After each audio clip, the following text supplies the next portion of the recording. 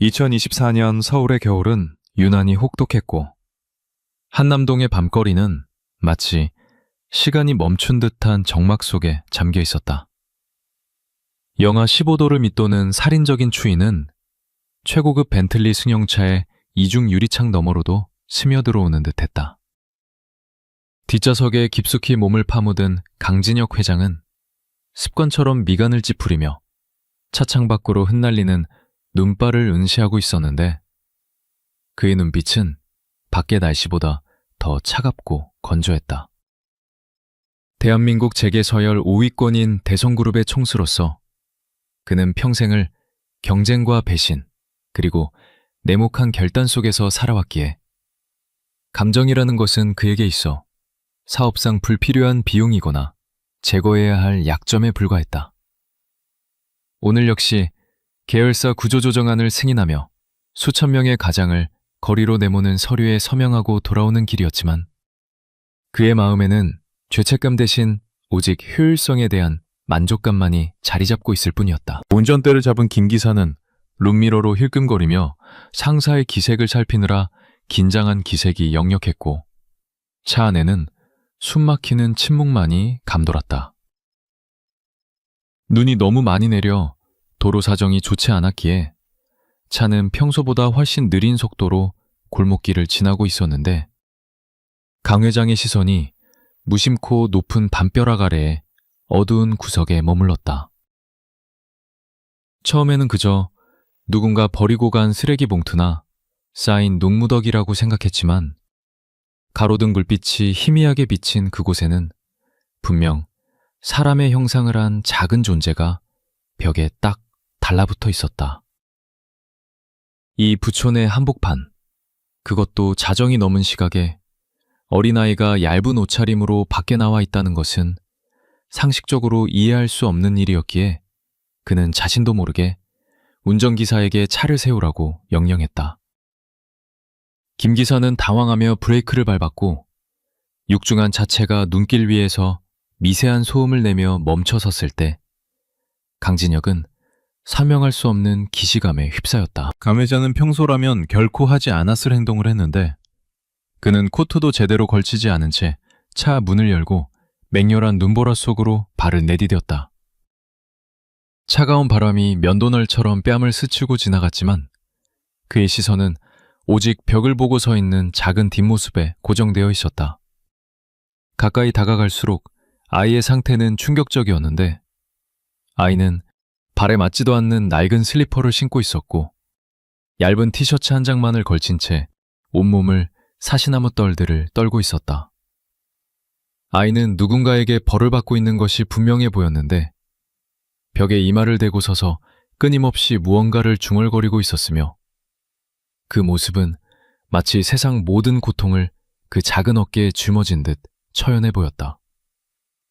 강 회장의 구두굽 소리가 눈을 밟으며 다가오자 아이는 화들짝 놀라며 몸을 움츠렸지만 감히 뒤를 돌아보지는 못하고 벽에 더욱 바짝 붙으려 했었다. 강진혁은 자신의 거친 숨소리가 하얀 입김이 되어 흩어지는 것을 느끼며 아이의 바로 뒤에 멈춰섰다. 그는 평생 수많은 사람을 굴복시키고 명령하는 위치에 있었지만 이 순간만큼은 어떤 말을 건네야 할지 몰라 잠시 망설였다. 너 여기서 뭐 하고 있느냐? 그의 목소리는 평소처럼 낮고 위협적이었지만 끝부분이 미세하게 떨리고 있었다. 그 목소리에 아이는 천천히, 아주 천천히 고개를 돌려 그를 올려다보았다. 가로등 불빛 아래 드러난 아이의 얼굴은 추위로 인해 시퍼렇게 질려 있었고 속눈썹에는 눈물에 얼어붙어 하얀 서리가 맺혀 있었다. 그러나 강 회장을 진정으로 얼어붙게 만든 것은 아이의 텅 빈 듯한 눈동자였는데 그 눈빛은 6살 아이가 가질 수 있는 것이 아니었다. 그것은 삶에 대한 희망을 잃어버린 자만이 가질 수 있는 깊은 절망과 체념의 색깔을 띠고 있었다. 아이는 낯선 남자의 등장에도 소리를 지르거나 도움을 요청하지 않았고 그저 자신의 품에 안고 있는 무언가를 필사적으로 감추려는 듯 몸을 웅크렸다. 강진혁의 시선이 자연스럽게 아이의 고사리 같은 손으로 향했을 때 그는 아이가 가슴에 꼭 끌어안고 있는 물건이 낡은 나무 상자라는 것을 알게 되었다. 그 상자는 세월의 흔적으로 모서리가 닳고 칠이 벗겨져 있었지만 강 회장의 눈에는 너무나도 익숙한 물건이었다. 심장이 덜컥 내려앉는 듯한 충격과 함께 그의 뇌리에 10년 전의 기억이 주마등처럼 스치고 지나갔다. 그것은 그가 자신의 딸이 집을 떠나던 날 마지막으로 선물했던 오르골 상자와 너무나도 흡사하게 생겼기 때문이었다. 그는 믿을 수 없는 현실을 부정하려는 듯 눈을 몇 번이고 깜빡했지만 아이의 품에 안긴 상자의 뚜껑에 새겨진 이니셜 KSY는 그가 딸의 이름을 직접 조각칼로 새겨 넣었던 바로 그 흔적임이 틀림없었다. 강 회장은 자석에 이끌리듯 무릎을 꿇고 아이와 눈높이를 맞췄는데 눈바닥에 차가운 냉기가 바지를 뚫고 들어왔지만 전혀 느껴지지 않았다. 그는 떨리는 손을 뻗어 아이가 안고 있는 상자를 만지려 했지만 아이는 공포에 질린 표정으로 뒷걸음질치며 상자를 더욱 꽉 껴안았다. 빼앗지 마세요. 제발요. 이거 없으면 엄마가 화내요. 아이의 입술은 파랗게 질려 제대로 움직이지 않았지만 그 작은 목소리는 강 회장의 가슴을 후벼 파는 날카로운 비수와도 같았다. 도대체 누가 이 어린아이를 이토록 추운 밤에 죽음과도 같은 추위 속에 내몰았단 말인가? 그리고 내 딸의 유품이 왜 이 아이의 손에 들려있는 것인가? 수천 가지의 의문과 분노가 용암처럼 끌어올랐지만 그는 억지로 감정을 누르며 최대한 부드러운 목소리를 내려고 노력했다. 아가, 나는 나쁜 사람이 아니란다. 그 상자, 잠시만 보여줄 수 있겠니? 아이는 강진혁의 눈을 빤히 바라보았는데 그의 눈에 고인 물기를 보았는지 잠시 망설이다가 조심스럽게 상자를 내밀었다.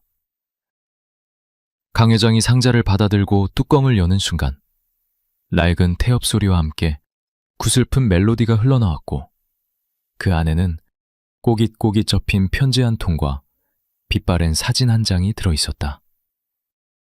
사진 속에는 젊은 시절의 자신과 환하게 웃고 있는 딸의 모습이 담겨 있었고 편지 봉투 겉면에는 삐뚤빼뚤한 글씨로 아빠에게 라고 적혀 있었다.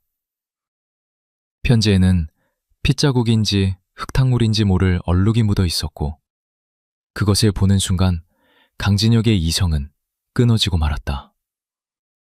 10년 동안 딸을 찾지 않았던 자신의 오만함과 무관심이 어떤 결과를 초래했는지 눈앞에 이 작은 생명체가 온몸으로 증명하고 있었기 때문이다. 아이는 추위를 견디지 못하고 휘청거리더니 그대로 눈밭 위로 쓰러졌고 강 회장은 비명 같은 신음을 토해내며 아이를 와락 끌어안았다. 강진혁은 자신의 코트를 벗어 아이를 감싸 안고 미친 사람처럼 소리를 지르며 차를 향해 달리기 시작했다. 김지사, 당장 병원으로! 제일 가까운 대학병원으로 가! 빨리! 그의 품에 안긴 아이는 얼음장처럼 차가웠고 숨소리는 위태로울 정도로 희미했다. 차 뒷좌석에 아이를 눕히고 자신의 체온으로 아이를 녹이려 애쓰는 동안 강진혁은 평생 흘리지 않았던 눈물을 쏟아내고 있었다. 아이의 손에서 떨어진 오르골 상자는 바닥에 뒹굴며 끊임없이 슬픈 노래를 연주하고 있었고 차창 밖의 눈보라는 더욱 거세져 세상을 온통 하얗게 뒤덮고 있었다. 그는 아이의 얼어붙은 작은 손을 자신의 거친 두 손으로 감싸주며 맹세했다. 만약 이 아이에게 무슨 일이 생긴다면 신을 저주하고 세상을 멸망시켜서라도 그 대가를 치르게 하겠노라고. 벤틀리는 눈 덮인 도로를 미끄러지듯 질주하며 어둠 속으로 사라졌지만 그날 밤의 만남은 대한민국 전체를 뒤흔들 거대한 폭풍의 서막에 불과했다. 서울대학교 병원 응급실의 자동문이 열리자마자 평소라면 상상조차 할 수 없는 광경이 펼쳐졌다. 대한민국 재계의 정점에 서 있는 강진혁 회장이 흑투성이가 된 아이를 품에 안고 비틀거리며 뛰어들어온 것이다. 그의 고함 소리에 당직 의사들과 간호사들이 혼비백산하여 달려나왔고 응급실은 순식간에 아수라장으로 변했다. 살려내. 이 아이 털끝 하나라도 잘못되면 병원 문을 닫게 만들 거야. 강 회장의 포효는 단순한 협박이 아니었으며 그 속에 담긴 절박함과 공포는 주변의 공기마저 얼어붙게 만들었다. 의료진은 사태의 심각성을 직감하고 신속하게 아이를 이동식 침대로 옮겼는데 창백하게 질린 아이의 작은 손은 여전히 강 회장의 옷자락을 꽉 쥐고 놓지 않고 있어 간호사가 억지로 떼어내야만 했다. 아이가 중환자실로 옮겨지고 두꺼운 철문이 닫히는 순간 강진혁은 다리에 힘이 풀려 그 자리에 주저앉고 말았다. VIP 대기실로 안내된 강 회장은 소파에 깊숙이 몸을 파묻은 채 비서실장이 건넨 따뜻한 차에는 손도 대지 않고 멍하니 허공을 응시하고 있었다. 그의 손에는 아까 아이가 품고 있던 낡은 오르골 상자가 들려 있었는데 그는 마치 깨지기 쉬운 유리 조각을 다루듯 조심스럽게 상자를 어루만지고 있었다. 비서실장은 감히 회장의 침묵을 깨지 못한 채 문 밖에서 대기하고 있었고 방 안에는 벽시계의 초침 소리만이 무겁게 울려 퍼졌다. 강진혁은 떨리는 손끝으로 상자의 뚜껑을 다시 한번 열었고 익숙한 멜로디가 흘러나오자 참았던 숨을 토해내듯 깊은 한숨을 내쉬었다. 상자 안쪽 깊숙한 곳에 숨겨져 있던 꼬깃꼬깃한 편지 봉투가 그의 시선을 사로잡았는데 겉면에 적힌 사랑하는 아빠에게 라는 글씨체는 10년 전 그가 매몰차게 내쫓았던 딸 수연의 필체가 분명했다. 봉투를 여는 그의 손은 제어할 수 없을 정도로 심하게 떨리고 있었고 종이를 꺼내는 바스락거리는 소리가 천둥 소리처럼 크게 느껴졌다. 편지지는 곳곳이 젖었다 마른 자국으로 울퉁불퉁해져 있었고 군데군데 묻어있는 검붉은 얼룩은 불길한 상상을 불러일으키기에 충분했다. 아빠, 죄송해요. 정말 죄송해요. 아빠 말씀이 다 맞았어요. 그 사람은 제가 생각했던 그런 사람이 아니었어요. 편지의 첫 줄을 읽자마자 강진혁의 심장은 누군가 쥐어짜는 듯한 통증을 느꼈다.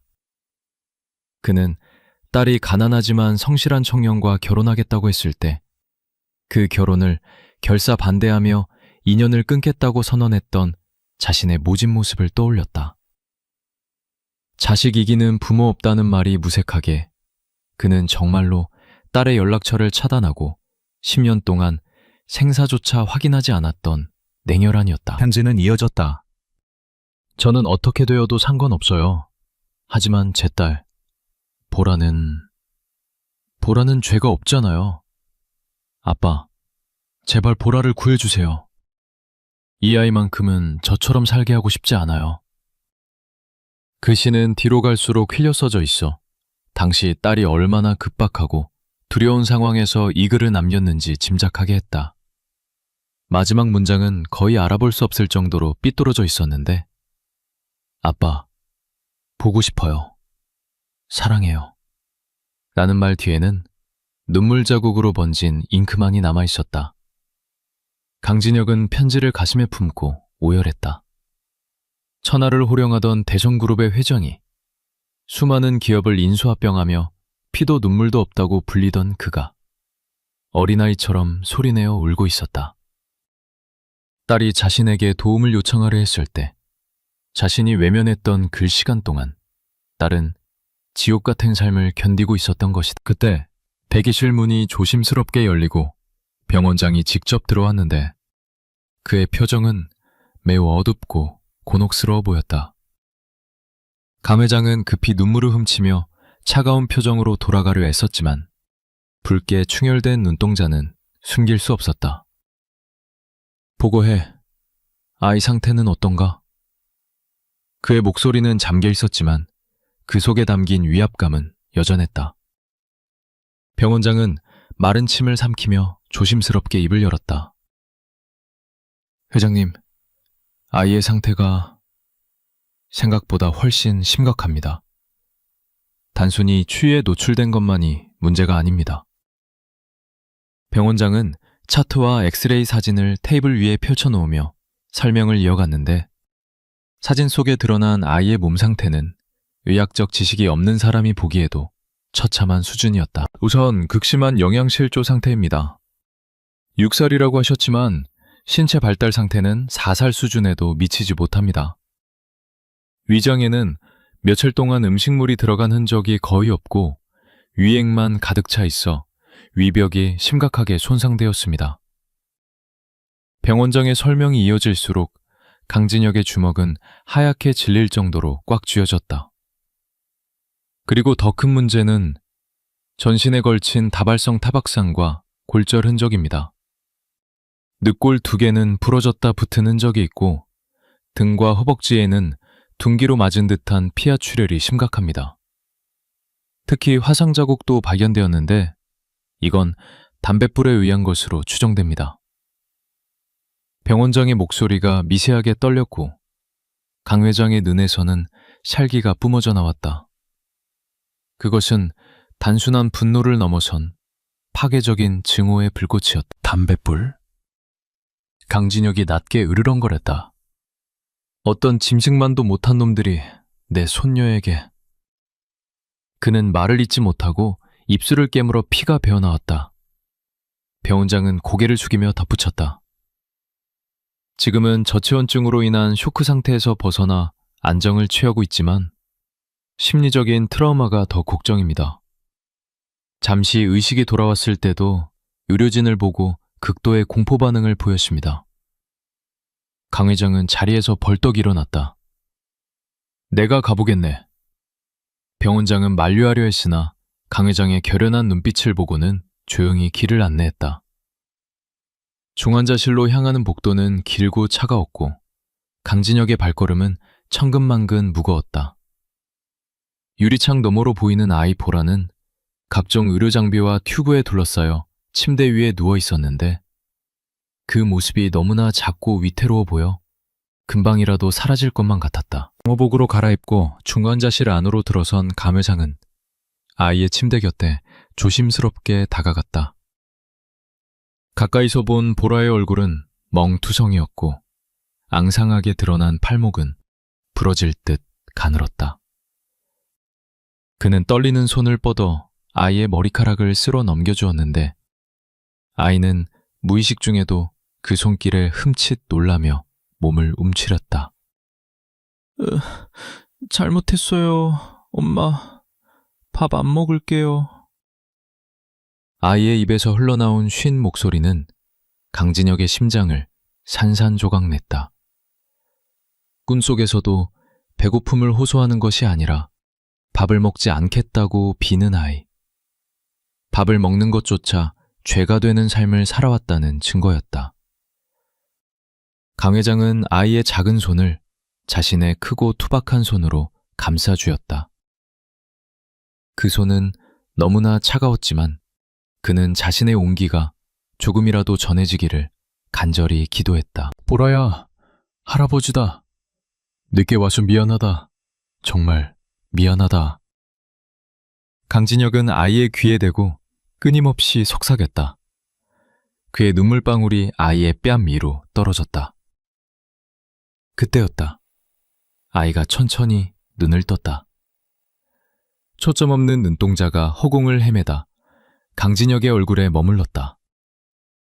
아이는 그를 알아보지 못하는 듯 했지만 본능적으로 자신을 해치지 않을 사람이라는 것을 느꼈는지 아주 희미한 목소리로 중얼거렸다.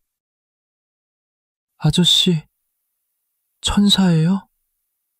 저 이제 죽은 거예요?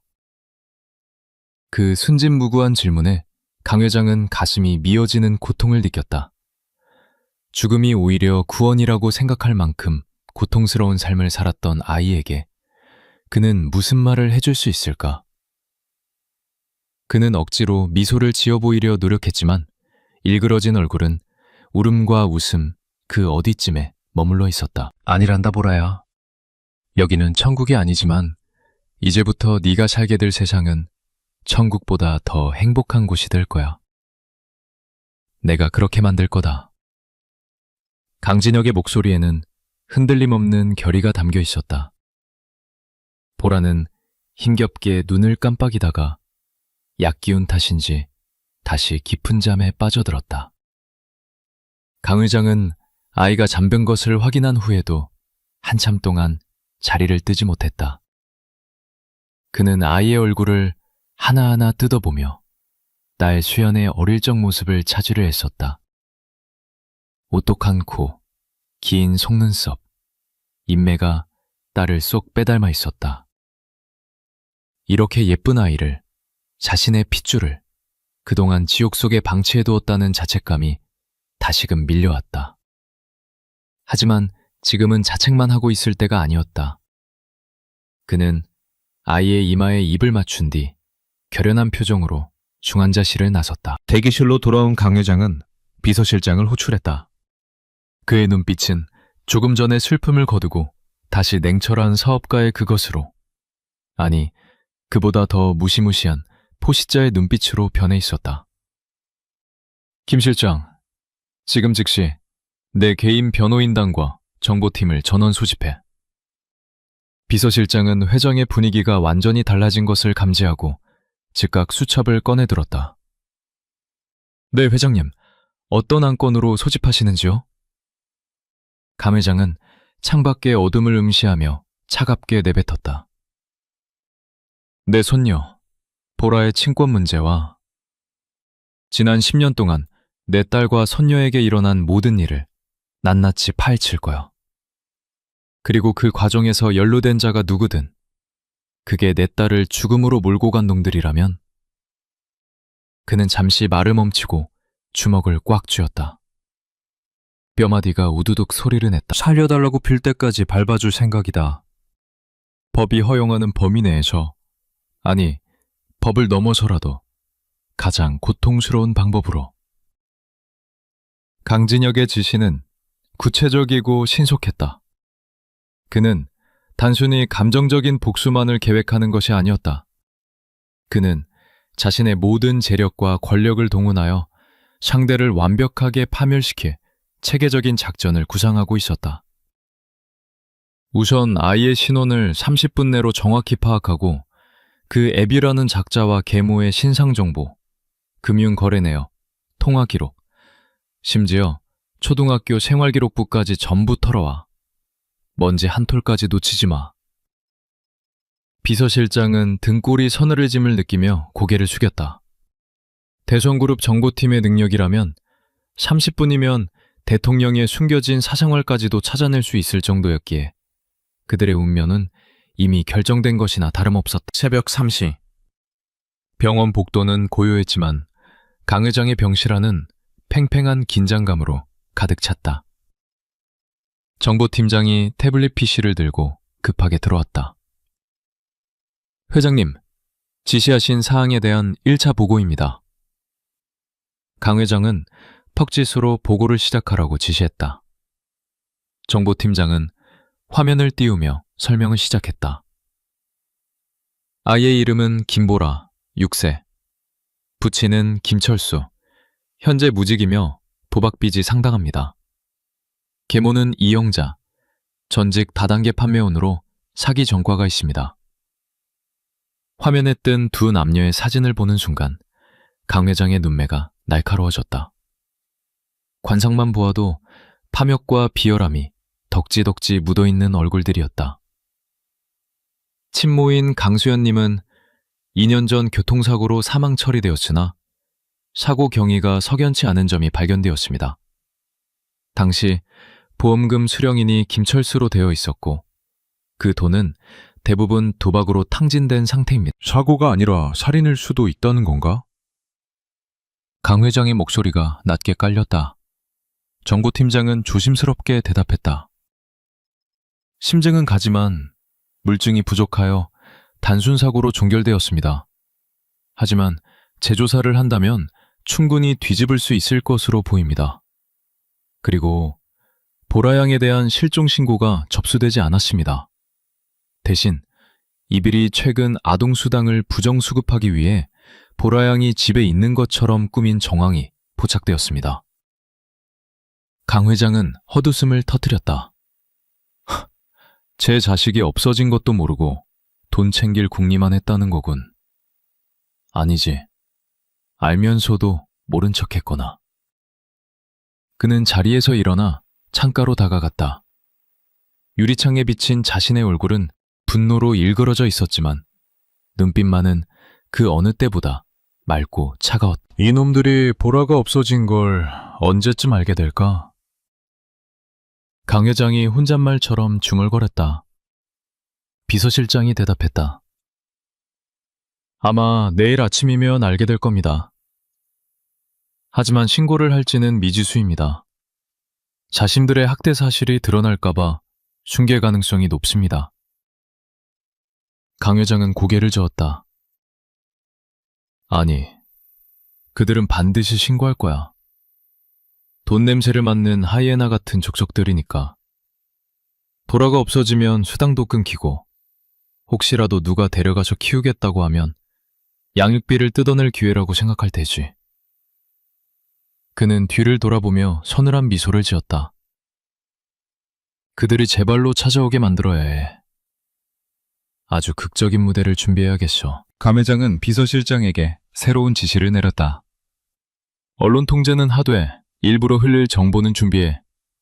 한남동에서 신원 미상의 아이 발견, 현재 보호 중이라는 짧은 기사 하나만 내보내. 연락처는 내 개인 비서실 직풍번호로 하고 놈들이 이 기사를 보고 어떻게 나오는지 지켜보자고. 그것은 덫이었다.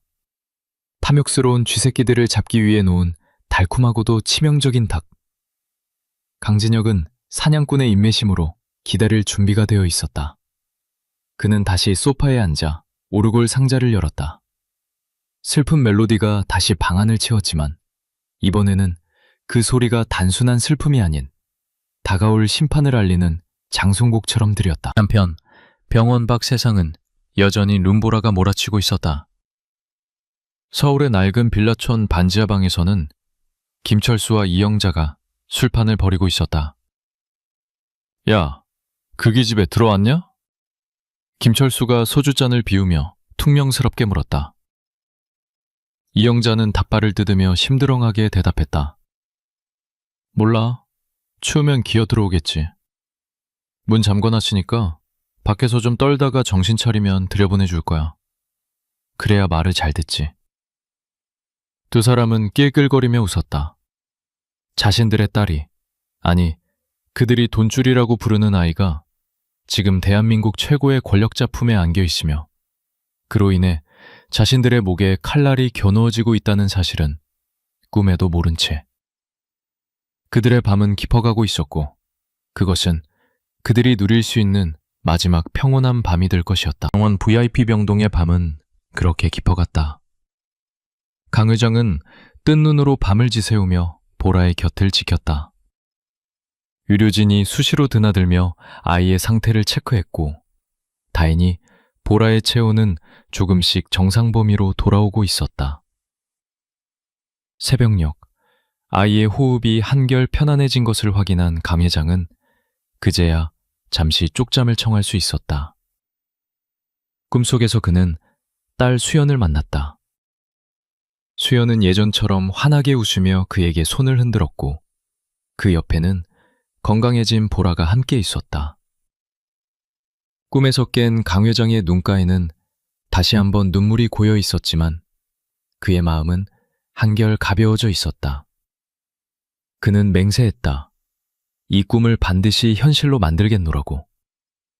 그리고 그 현실을 방해하는 자들은 지옥 끝까지 쫓아가서라도 응징하겠노라고.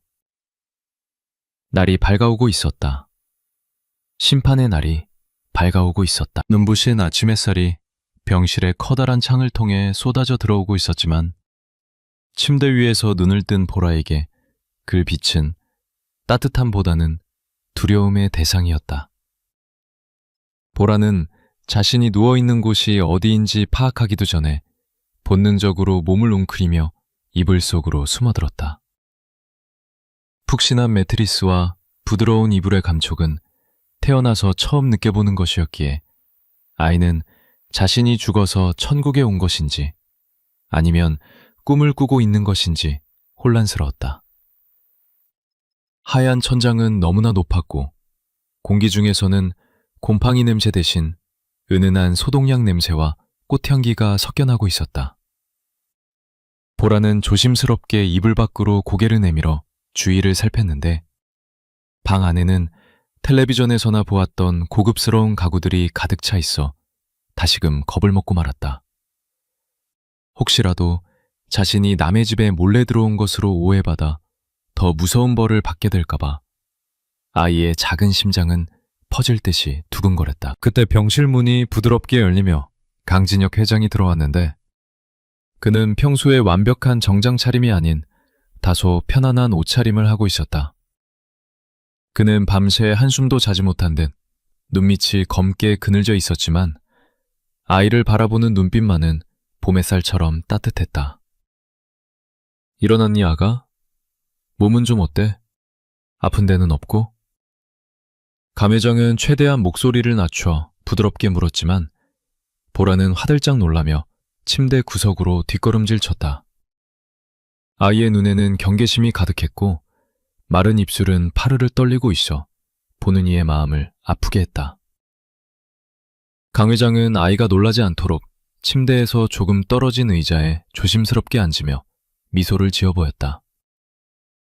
그는 평생 누군가의 비위를 맞추거나 달래본 적이 없는 사람이었기에 이 낯선 상황에서 어떻게 행동해야 할지 몰라 속으로 진땀을 흘리고 있었다. 잠시 후 간호사가 들어와 이동식 테이블 위에 김이 모락모락 나는 야채죽과 부드러운 반찬들을 차려놓았다. 고소한 참기름 냄새가 방암에 퍼지자 보라의 배에서 꼬르륵 소리가 크게 울려 퍼졌다. 아이는 본능적으로 입맛을 다졌지만 감히 숟가락을 들 생각은 하지 못하고 강 회장의 눈치만 살피고 있었다. 먹으렴. 다 너를 위해 준비한 거야. 뜨거우니까 호호 불어서 천천히 먹어라. 강 회장의 권유에도 보라는 고개를 저으며 작은 목소리로 중얼거렸다. 돈 없어요. 이거 먹으면 혼나요. 그 말에 강 회장의 가슴이 철렁 내려앉았다. 유공살 아이가 배고픔 앞에서 돈 걱정을 하고 밥을 먹으면 혼난다는 생각을 먼저 한다는 것이 도대체 말이 되는가? 그는 울컥 치솟는 눈물을 삼키며 애써 밝은 목소리로 대답했다. 돈은 필요 없단다. 이건 할아버지가 주는 선물이야. 아무도 널 혼내지 않아. 어서 먹으렴. 그제야 보라는 조심스럽게 숟가락을 들었지만 손이 너무 심하게 떨려 죽을 제대로 뜨지 못했다. 한 숟가락을 겨우 입으로 가져가려던 순간 힘이 빠진 손에서 숟가락이 미끄러지며 죽이 침대 시트 위로 쏟아지고 말았다.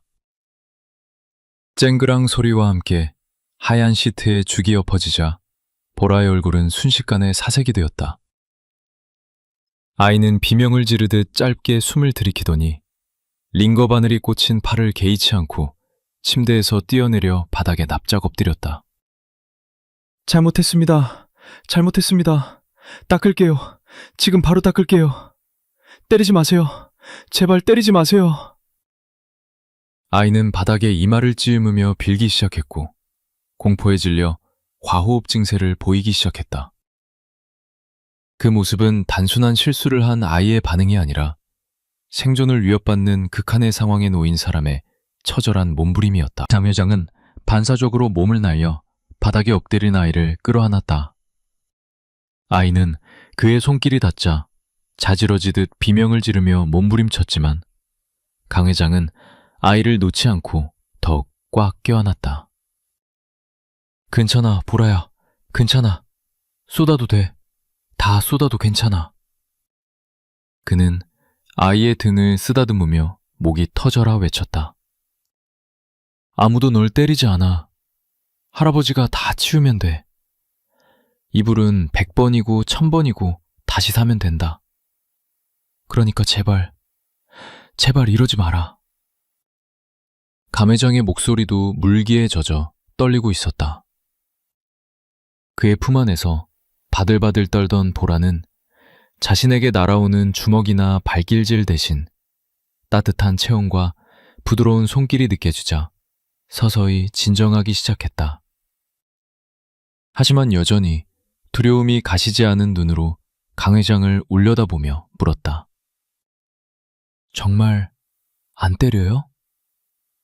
밥상 엎으면 나쁜 아이인데. 겨우 아이를 진정시키고 침대에 다시 눕힌 강 회장은 밖에서 대기하고 있던 김 실장을 호출했다. 김 실장의 손에는 두툼한 서류봉투가 들려 있었는데 그것은 유전자 검사 결과지와 정보팀이 밤새 조사한 상세 보고서였다. 강 회장은 병실 구석의 소파에 앉아 서류를 펼쳐들었다. 맨 위에 있는 유전자 검사 결과지에는 친자관계 성립 확률 99.99999%라는 숫자가 선명하게 찍혀 있었다. 예상은 했지만 막상 과학적인 증거를 눈으로 확인하자 기쁨보다는 회한과 분노가 더욱 크게 밀려왔다. 그는 떨리는 손으로 다음 장을 넘겼다.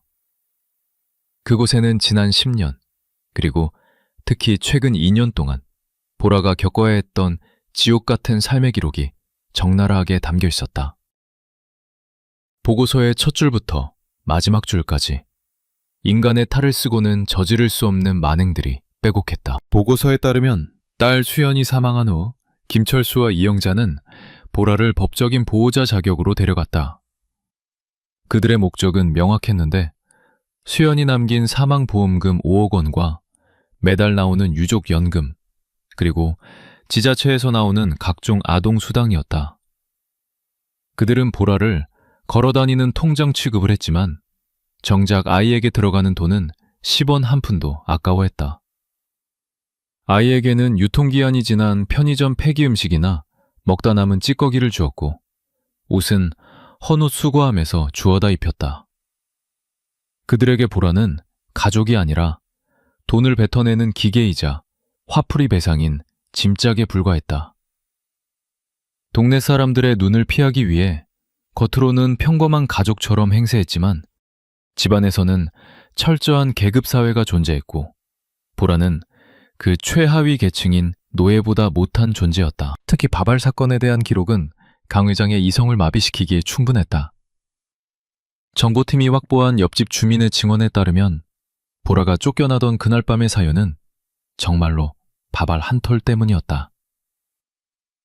저녁 식사 시간, 배가 너무 고팠던 보라가 허겁지겁 밥을 먹다가 밥알 몇 개를 식탁에 흘렸는데 계모 이영자가 그것을 보고 재수없게 복달아나게 밥을 흘리냐 며 아이의 머리채를 잡고 흔들었다는 것이다.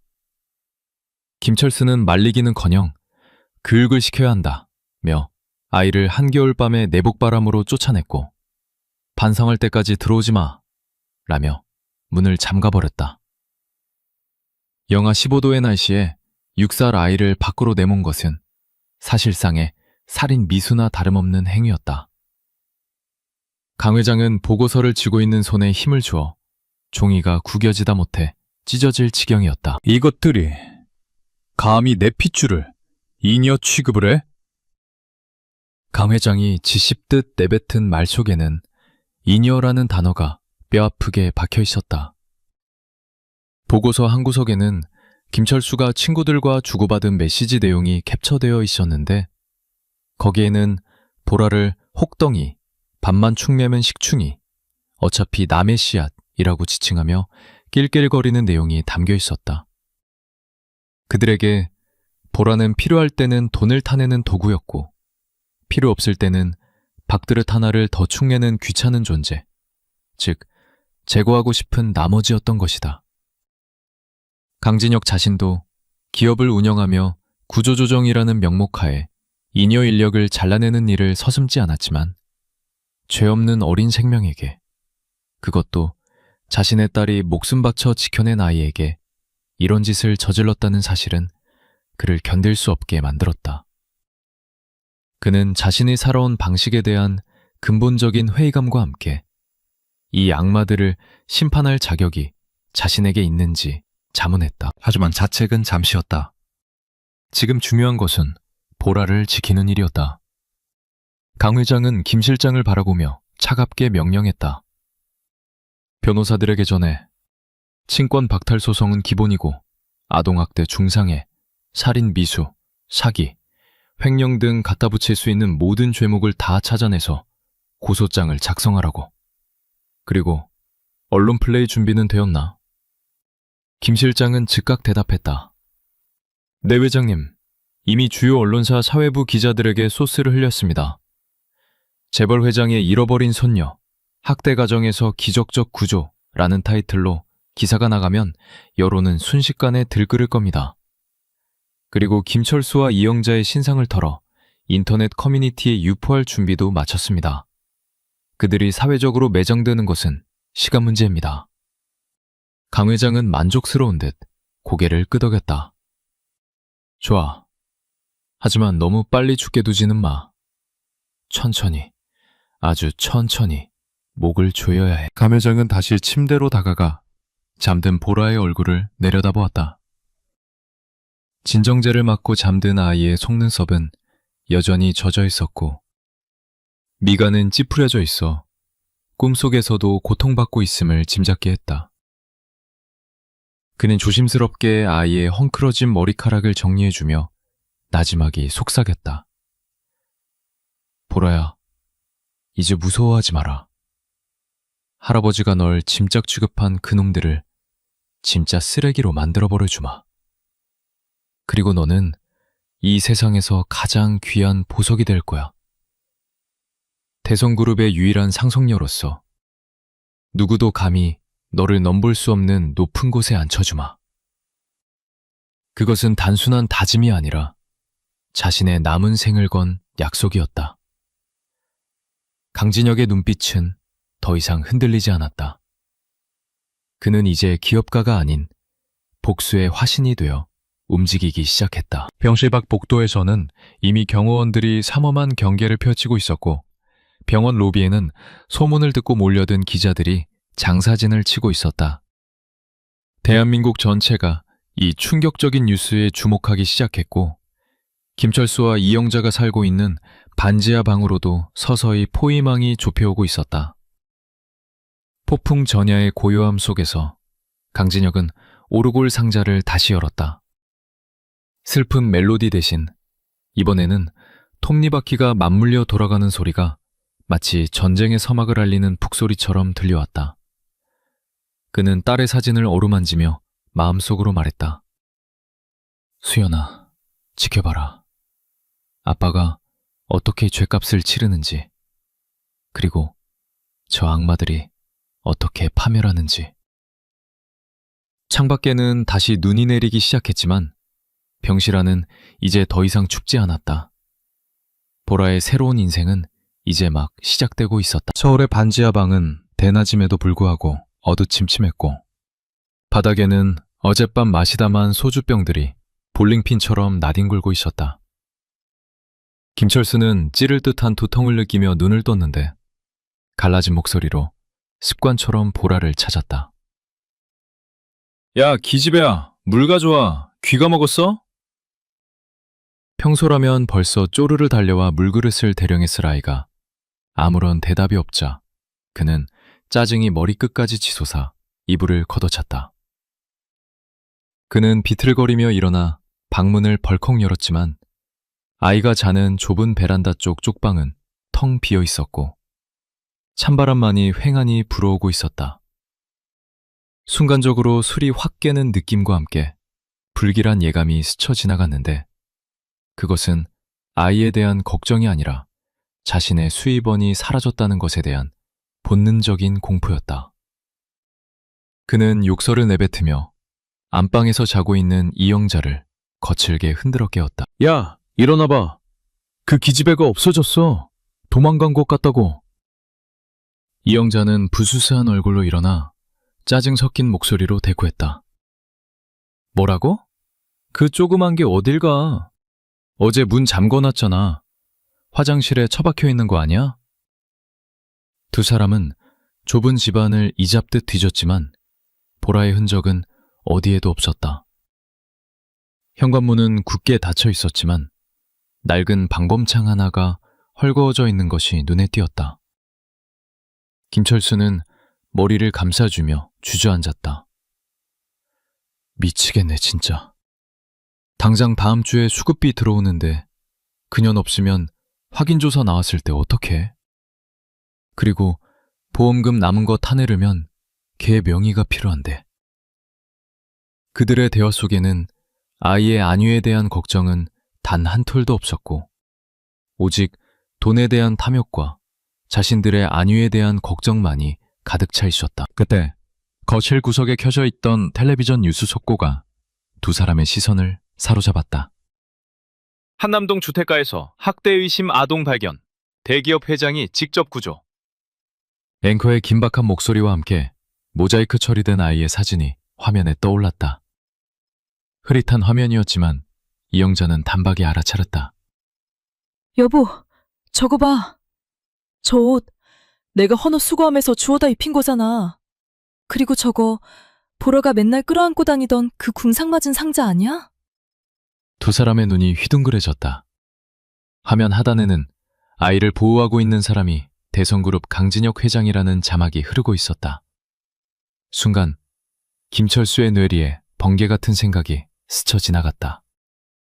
이것은 위기가 아니라 평생 다시 오지 않을 일생일대의 기회일지도 모른다는 생각이었다. 대성그룹이면 그 돈 많은 재벌? 야, 이거 대박이다. 김철수의 입가에 비릿한 미소가 번졌다. 재벌 회장이 남의 애를 맘대로 데려갔으면 이거 유괴 아니야? 우리가 부모인데 허락도 없이 데려갔잖아. 이영자 역시 남편의 말뜻을 즉시 알아듣고 무릎을 쳤다. 맞아. 감히 우리 귀한 딸을 납치해? 이거 고소감이지. 합의금으로 얼마를 뜯어낼 수 있을까? 1억? 아니 10억은 불러야지. 두 사람은 방금 전까지 기집애, 돈줄이라고 부르던 아이를 순식간에 귀한 딸로 둔갑시켰다. 그들은 즉시 작전 회의에 돌입했는데 그 모습은 마치 먹잇감을 발견한 하이에나 떼처럼 교활하고 탐욕스러워 보였다. 그들은 자신들의 학대 사실이 들통날까봐 두려워하기보다는 돈 냄새에 취해 이성을 잃고 있었다. 일단 씻지 말고 입고 있는 옷도 제일 허름한 걸로 갈아입어. 잃어버린 딸을 찾느라 밤새 헤맨 불쌍한 부모처럼 보여야 하니까. 이영자텐 화장대 구석에서 안약을 꺼내 눈에 넣으며 가짜 눈물을 흘리는 연습을 시작했다. 김철수는 소주를 입에 털어놓고 가글을 한 뒤 뱉어내며 술 냄새를 풍겼다. 내가 슬퍼서 술을 마신 걸로 해야 하니까 냄새 좀 풍겨야 해.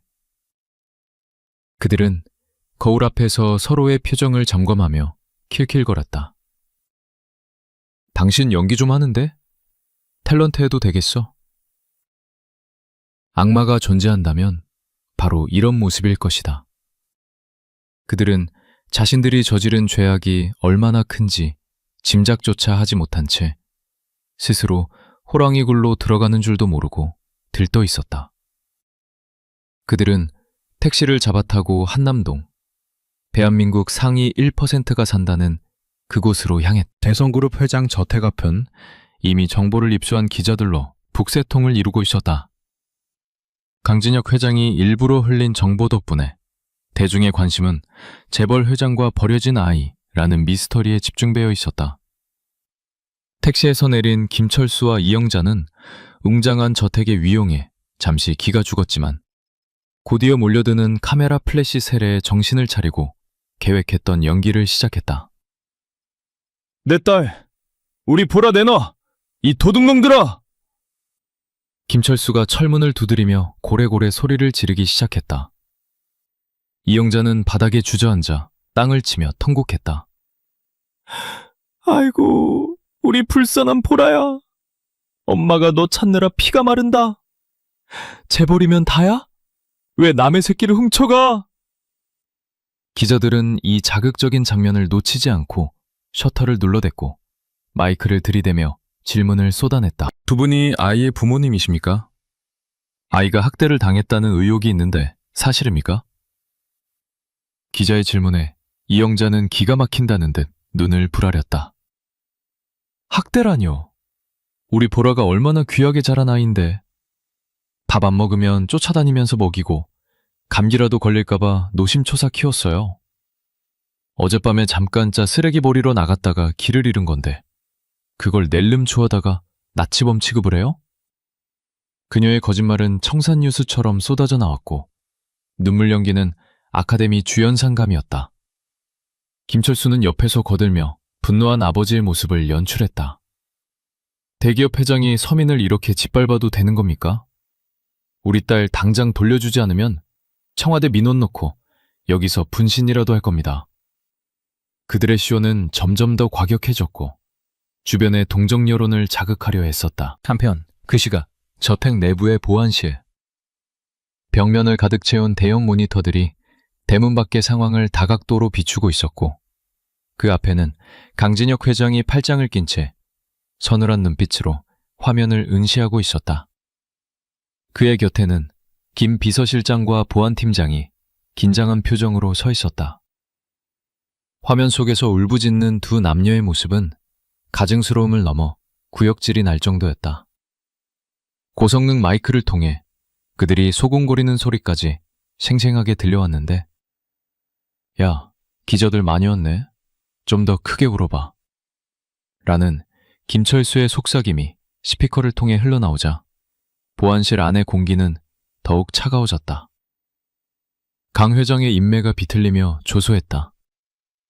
대단한 연기자들이군. 충무로가 인재를 잃었어. 그의 목소리에는 감정의 동요가 전혀 느껴지지 않아 더 무서웠다. 회장님, 경찰에 신고해서 업무방해로 끌어낼까요? 아니면 경호원들을 시켜서 쫓아낼까요? 보안팀장이 조심스럽게 물었다. 강 회장은 천천히 고개를 저었다. 아니, 나더라. 저들이 원하는 대로 하게 해줘. 더 크게 떠들고 더 많은 사람들의 이목을 끌게 만들어. 그는 화면 속의 김철수가 기자의 카메라를 향해 삿대질을 하는 모습을 보며 차갑게 덧붙였다. 자신들이 파놓은 무덤이 얼마나 깊은지도 모르고 날뛰는 꼴이 불만하지 않나. 저들의 모든 발언, 행동, 표정 하나까지 전부 녹화해. 나중에 법정에서 아주 유용한 증거가 될 테니까. 강진혁은 이미 이 모든 상황을 예상하고 있었고 그들을 파멸시키기 위한 시나리오를 완벽하게 짜놓은 상태였다. 그는 사냥감이 덫에 깊숙이 발을 들여놓을 때까지 인내심을 가지고 기다리는 노련한 사냥꾼이었다. 그리고 김 실장, 저들에게 넌지시 메시지를 전달해. 회장이 지금 당장은 바빠서 만날 수 없지만 저녁쯤에 보상 문제로 대화할 용의가 있다고. 강 회장의 지시에 김 비서실장은 깜짝 놀랐다. 보상 문제라뇨? 설마 저들에게 돈을 주실 생각입니까? 강 회장은 차가운 미소를 지으며 대답했다. 미끼를 던져야지. 그래야 놈들이 안심하고 본색을 드러낼 것 아닌가. 100억쯤 준다고 해. 그러면 아마 서로 죽이려 들지도 모르지. 그것은 악마를 잡기 위해 악마보다 더한 냉혹함을 선택한 자의 전략이었다. 그는 돈 앞에서 인간성을 상실한 자들의 심리를 누구보다 잘 꿰뚫고 있었다. 김 실장은 회장의 의도를 파악하고 고개를 숙였다. 알겠습니다. 놈들이 돈 냄새를 맡고 더 미쳐 날뛰게 만들겠습니다. 대문 밖 상황은 점입가경으로 치닫고 있었다. 인터폰을 통해 회장님이 저녁에 보상 문제를 협의하자고 하십니다. 라는 메시지가 전달되자 김철수와 이영자의 표정은 순식간에 바뀌었다. 방금 전까지 죽을 듯이 통곡하던 이영자는 눈물을 뚝 그치고 김철수의 팔을 꼬집으며 속삭였다. 들었어? 보상? 역시 재벌이라 통이 크네. 쫄아서 바로 꼬리 내리는 거 봐. 김철수는 으스대며 옷매무새를 다듬었다. 거봐, 내가 뭘 했어. 세게 나가야 한다니까. 오늘 한 미천 단단히 챙기자고. 그들은 기자들을 향해 승리의 미소를 지으며 뻔뻔하게 인터뷰를 이어갔다. 대화로 해결하겠다는 연락을 받았습니다. 우리는 돈을 원하는 게 아니지만 우리 딸이 받은 정신적 충격에 대한 정당한 사과는 받아야겠습니다. 주택 3층. 의료시설이 갖춰진 특별실에서는 보라가 깊은 잠에서 깨어나고 있었다. 방음장치가 완벽하게 된 방이라 밖의 소라는 전혀 들리지 않았고 창가에는 따뜻한 햇살만이 평화롭게 내려앉아 있었다. 보라의 곁을 지키던 간호사가 아이가 눈을 뜨자 다정하게 말을 건넸다. 잘 잤니, 보라야? 기분은 좀 어때? 보라는 낯선 환경에 잠시 두리번거렸지만 어젯밤 할아버지라고 부르던 분의 따뜻한 품을 기억해내고는 조금 안심한 표정을 지었다. 하지만 아이는 여전히 불안한 듯 작은 목소리로 물었다. 아빠랑 엄마는요? 저 찾으러 오면 어떡해요? 그 말에 간호사는 가심이 아려왔지만 강 회장이 일러둔 대로 대답했다. 걱정 마. 여기는 아무나 들어올 수 없는 성이란다. 나쁜 사람들은 절대로 보라를 찾을 수 없어. 보라는 그 말을 믿고 싶은 듯 고개를 끄덕이며 베개 밑에 숨겨둔 오르골 상자를 만지작거렸다. 상자는 깨끗하게 닦여 있었고 고장났던 태엽도 수리되어 맑은 소리를 낼 준비가 되어 있었다. 아이는 상자를 열어 그 안의 사진을 바라보았다. 사진 속의 엄마는 환하게 웃고 있었고 옆에 있는 젊은 남자는 어젯밤 자신을 구해준 할아버지와 많이 닮아 있었다. 엄마, 나 이제 안 아파도 돼? 보라의 혼잣말은 공기 중으로 흩어졌지만 그 간절한 바람은 이미 이루어지고 있었다. 벽 하나를 사이에 두고 바깥 세상의 탐욕스러운 아기들과 이 방 안의 순수한 영혼은 완벽하게 분리되어 있었다. 강진혁 회장이 구축해놓은 초롱성 안에서 보라는 난생 처음으로 보호받는다는 느낌을 받고 있었다. 다시 보안실. 해가 서쪽으로 기울기 시작하자 날씨가 급격히 추워지고 있었다. 대문 밖에서 몇 시간째 서성거리던 김철수와 이영자는 추위에 발을 동동 구르면서도 자리를 떠나지 않았다. 강 회장은 그들의 모습을 보며 김 실장에게 마지막 지시를 내렸다. 이제 슬슬 들어오게 해. 따뜻한 차도 한 잔 대접하고 아주 정중하게 모셔. 그의 눈빛은 먹잇감의 목덜미를 노리는 맹수의 그것처럼 번뜩였다. 단, 보라는 절대로 저들 눈에 띄게 해서는 안 돼. 저 더러운 것들이 내 손녀의 시야에 들어오는 것조차 허락할 수 없어. 김 실장은 즉시 무전기를 들고 정문 경비실에 지시를 내렸다. 게이트 오픈. 손님들 음접실로 안내해. VIP 대우로 모시되 감시는 철저히 해라. 육중한 철제 대문이 기계음과 함께 천천히 열리기 시작했다. 김철수와 이영자는 마치 개선 장군이라도 된 양 어깨를 펴고 당당하게 발을 내디뎠다. 그들은 자신들 앞에 펼쳐진 화려한 정원과 웅장한 저택의 모습에 입을 다물지 못했고 탐욕스러운 눈빛으로 곳곳을 훑어보았다. 와, 진짜 넓다. 여기서 살면 서운이 없겠네. 이영자가 침을 꿀꺽 삼키며 중얼거렸다. 김철수는 비열하게 웃으며 대꾸했다. 오늘 잘만 하면 우리도 이런 집에서 살 수 있어. 정신 똑바로 차려. 그들은 자신들이 걷고 있는 이 길이 황금길이 아니라 지옥으로 향하는 직통 열차라는 사실을 꿈에도 모른 채 환상을 쫓아 걸어 들어오고 있었다.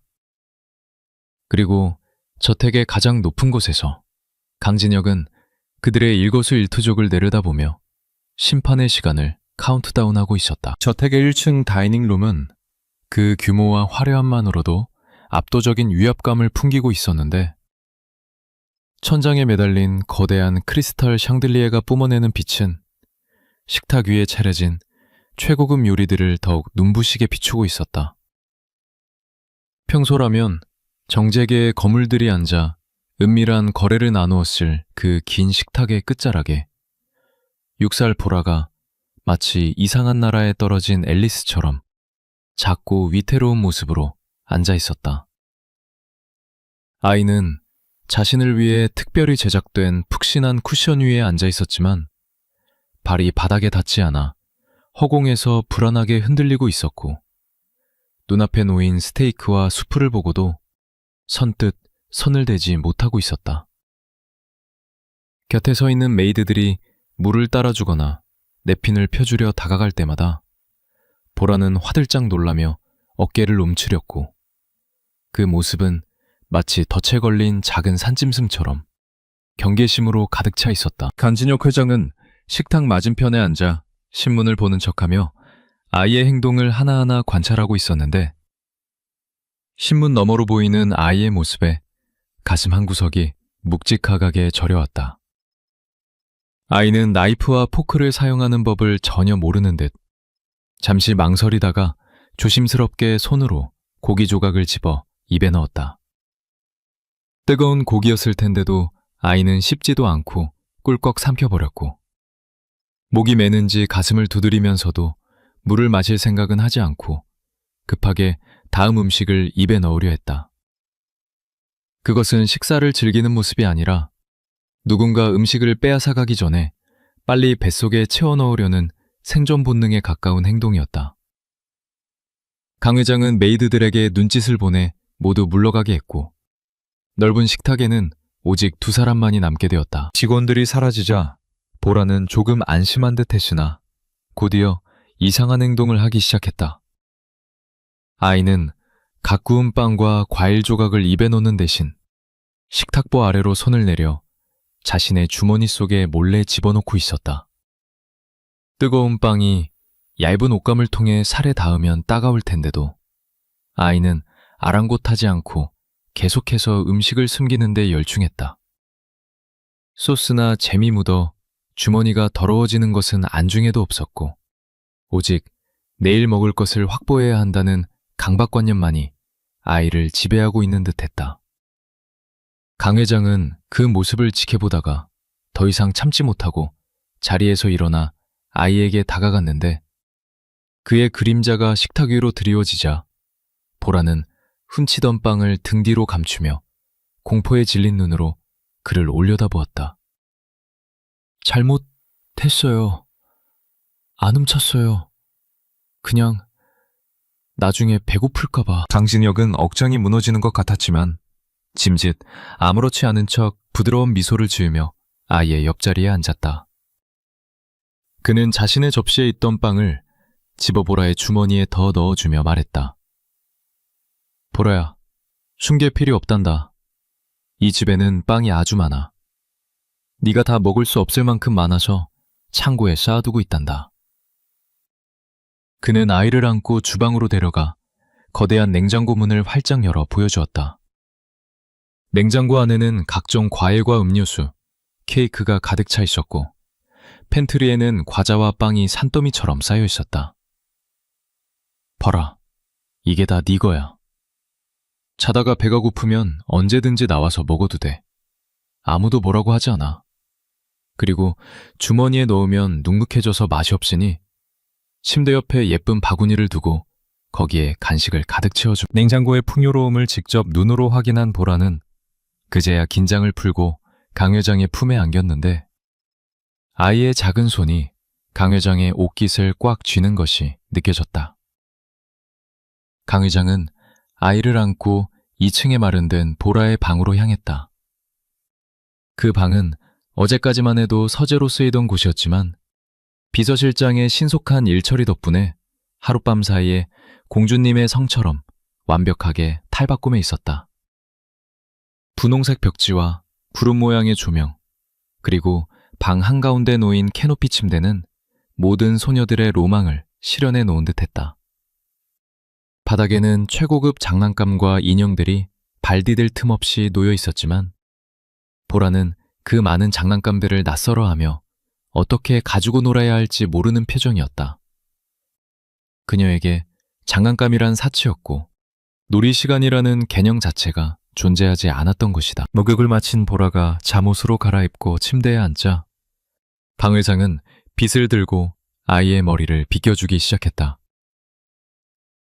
수조원의 자금을 움직이며 맹철한 판단을 내리던 그의 손은 고작 아이의 엉킨 머리카락 앞에서는 쩔쩔매는 투박한 곰발바닥처럼 서툴기 짝이 없었다.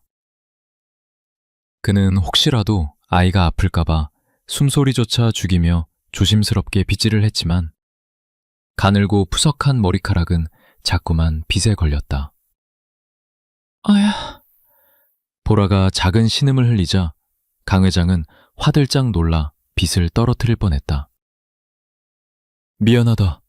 많이 아프냐? 할아버지가 이런 건 처음이라.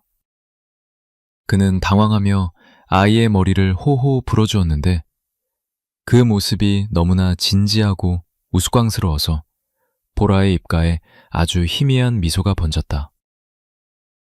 그 작은 미소는 강진혁에게 있어 그 어떤 사업 성공보다 더 큰 성취감을 안겨주었다. 장 회장은 내친김에 태블릿 PC를 꺼내 머리 예쁘게 묶는 법 동영상을 검색했다. 60대 재벌 회장이 돋보기를 쓰고 화면을 뚫어지러 쳐다보며 고무줄을 만지작거리는 모습은 비서들이 보았다면 기절초풍할 노릇이었다. 그는 몇 번의 시행착오 끝에 삐뚤빼뚤하지만 제법 그럴듯한 양갈래 머리를 완성했고 거울 속에 비친 자신의 모습을 본 보라는 신기한 듯 머리를 만지작거렸다. 예쁘다. 공주님 같아. 아이의 순수한 감탄에 감 회장의 콧날이 시큰해졌다. 이렇게 쉬운 일이었다. 고작 머리 한번 묶어주는 것만으로도 아이는 이렇게 행복해하는데 지난 10년 동안 자신은 무엇을 위해 그토록 앞만 보고 달렸던 것인가. 그는 딸 수연에게도 어릴 적 이렇게 머리를 묶어준 적이 있었던가 기억을 더듬어 보았지만 바쁘다는 핑계로 유모에게 맡겨두었던 기억밖에 없었다. 잠자리에 들 시간이 되자 강 회장은 동화책 한 권을 집어들었다. 제목은 성냥팔이 소녀였는데 첫 페이지를 넘기자마자 그는 책을 덮어버리고 말았다. 추운 겨울밤 거리에서 성냥을 팔다 얼어 죽는 소녀의 이야기는 지금의 보라에게 너무나 잔인한 현실의 투연이었기 때문이다. 그는 대신 신데렐라 책을 골라 읽어주기 시작했다. 옛날 옛적에 마음씨 착한 신데렐라가 살았는데 평생 프레젠테이션과 연설만 해오던 그의 목소리는 딱딱하고 건조하기 그지없었지만 보라는 마치 세상에서 가장 재미있는 이야기를 듣는 것처럼 눈을 반짝이며 경청했다. 아이는 강 회장의 팔에 머리를 기대고 그의 심장 소리를 자장가 삼아 조금씩 눈꺼풀을 무겁게 내리깔았다. 방 안은 따뜻하고 평온했으며 창밖의 눈보라 소리는 아주 먼 나라의 이야기처럼 아득하게 들려왔다. 그러나 잠이 들기 직전 보라가 갑자기 눈을 번쩍 뜨며 강 회장의 옷자락을 다급하게 잡았다. 아이의 눈동자가 다시 불안하게 흔들리고 있었다. 할아버지. 아이의 목소리는 모기 소리처럼 작았지만 그 질문의 무게는 1000톤의 바위보다 무거웠다.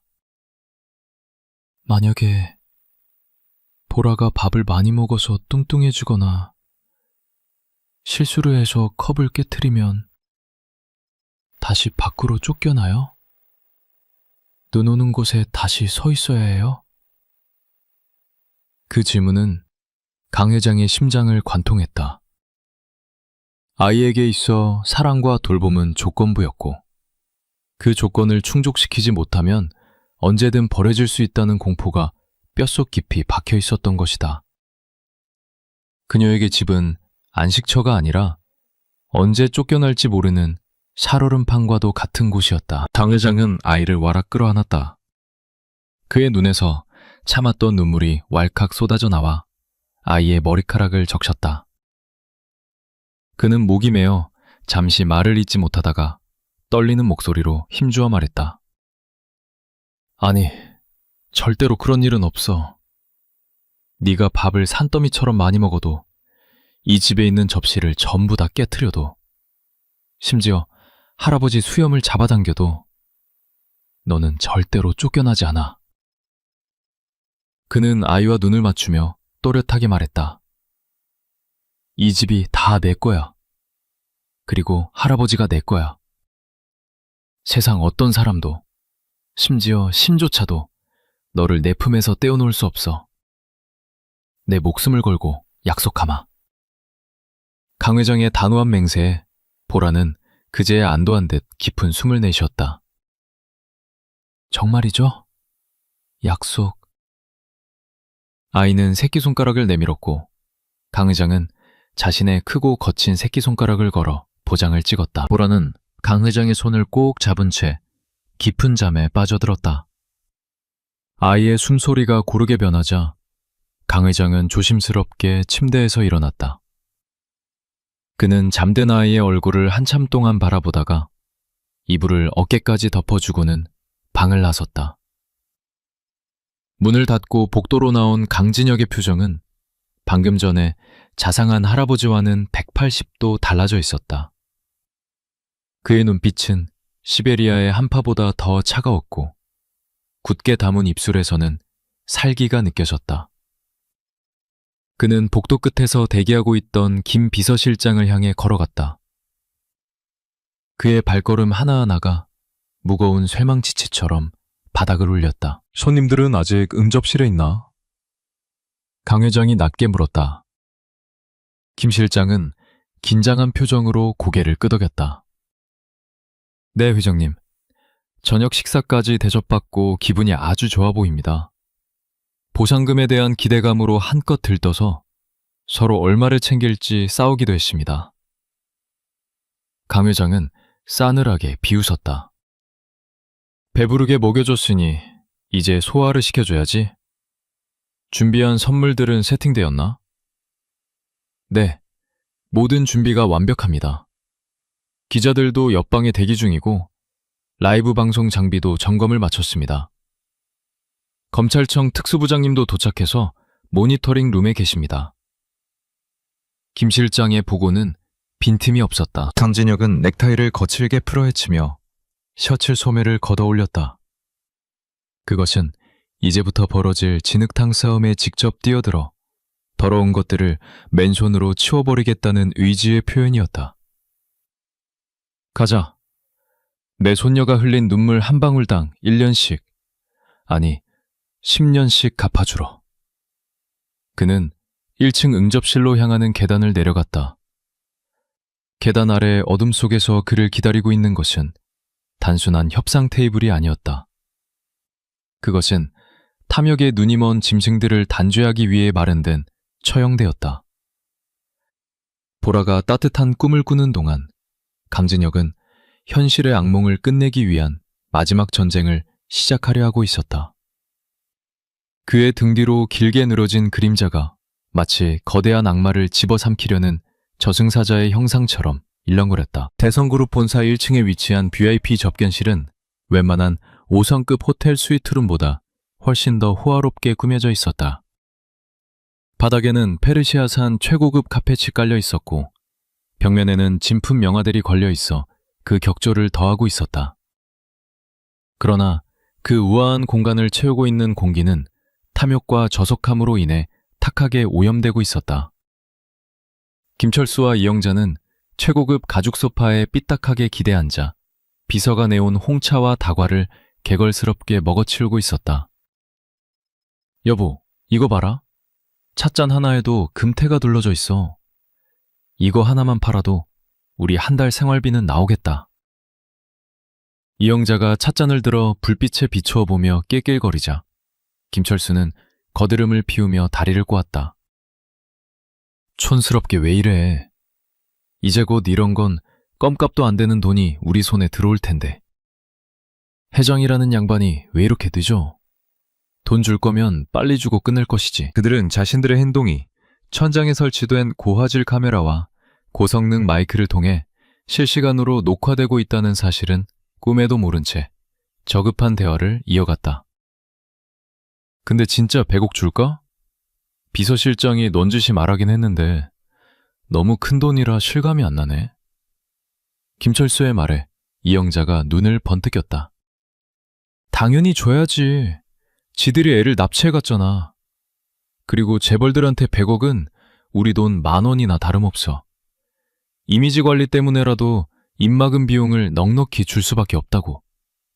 우리가 언론에다가 재벌 회장이 손녀 뺏어가고 친부모 문전박대했다 라고 떠들면 주가가 얼마나 떨어지겠어? 그들은 자신들이 쥐고 있는 패가 얼마나 강력한지 확신하고 있었고 그 확신은 그들을 더욱 배담하고 뻔뻔하게 만들었다. 그때 육중한 마호가니 문이 열리고 당진혁 회장이 들어섰다. 그는 완벽하게 재단된 짙은 남색 슈트를 입고 있었는데 그 모습에서 뿜어져 나오는 위압감은 방 안의 공기 흐름을 순식간에 바꿔놓았다. 뒤따라 들어온 김 비서실장은 두툼한 서류 가방을 테이블 위에 올려놓았고 강 회장은 김철수와 이영자 맞은편 소파에 천천히 앉았다. 그는 표정 하나 바꾸지 않고 냉철한 시선으로 두 사람을 응시했는데 그 눈빛은 마치 실험실의 쥐를 관찰하는 과학자의 그것처럼 감정이 배제되어 있었다. 김철수와 이영자는 방금 전까지의 거만함은 온데간데 없이 강 회장이 기에 눌려 엉덩이를 들썩거리며 헛기침을 해댔다. 기다리게 해서 미안하군요. 회사 일이 워낙 바빠서. 강 회장의 목소리는 정중했지만 그 밑바닥에는 상대를 벌레 보듯 하는 경멸이 깔려 있었다. 아, 예. 바쁘신 분인 거 다 아는데요. 괜찮습니다. 김철수가 비굴한 웃음을 지으며 대답했다. 강 회장은 서론 없이 곧바로 본론으로 들어갔다. 시간이 금이니 단도직입적으로 말하겠습니다. 보라는 내 핏줄입니다. 유전자 검사 결과는 이미 확인했으니 더 이상의 논란은 필요 없겠죠? 나는 보라를 내가 키우고 싶습니다. 그는 잠시 말을 멈추고 두 사람의 반응을 살폈다. 이영자가 눈치를 보며 끼어들었다. 그게 무슨 말씀이신지 보라는 저희가 애지중지 키운 딸입니다. 비록 친자식은 아니지만 제 배 아파 낳은 자식보다 더 귀하게.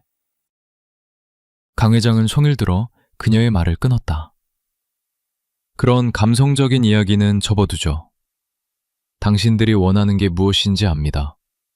그리고 나는 돈으로 해결할 수 있는 문제는 문제라고 생각하지 않는 사람입니다. 안진혁은 김 실장에게 눈짓을 했고 김 실장은 가방에서 0이 빼곡하게 적힌 수표 한 장과 계약서를 꺼내 테이블 위에 올려놓았다.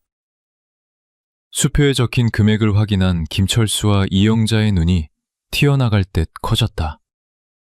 1금 100억 원 정.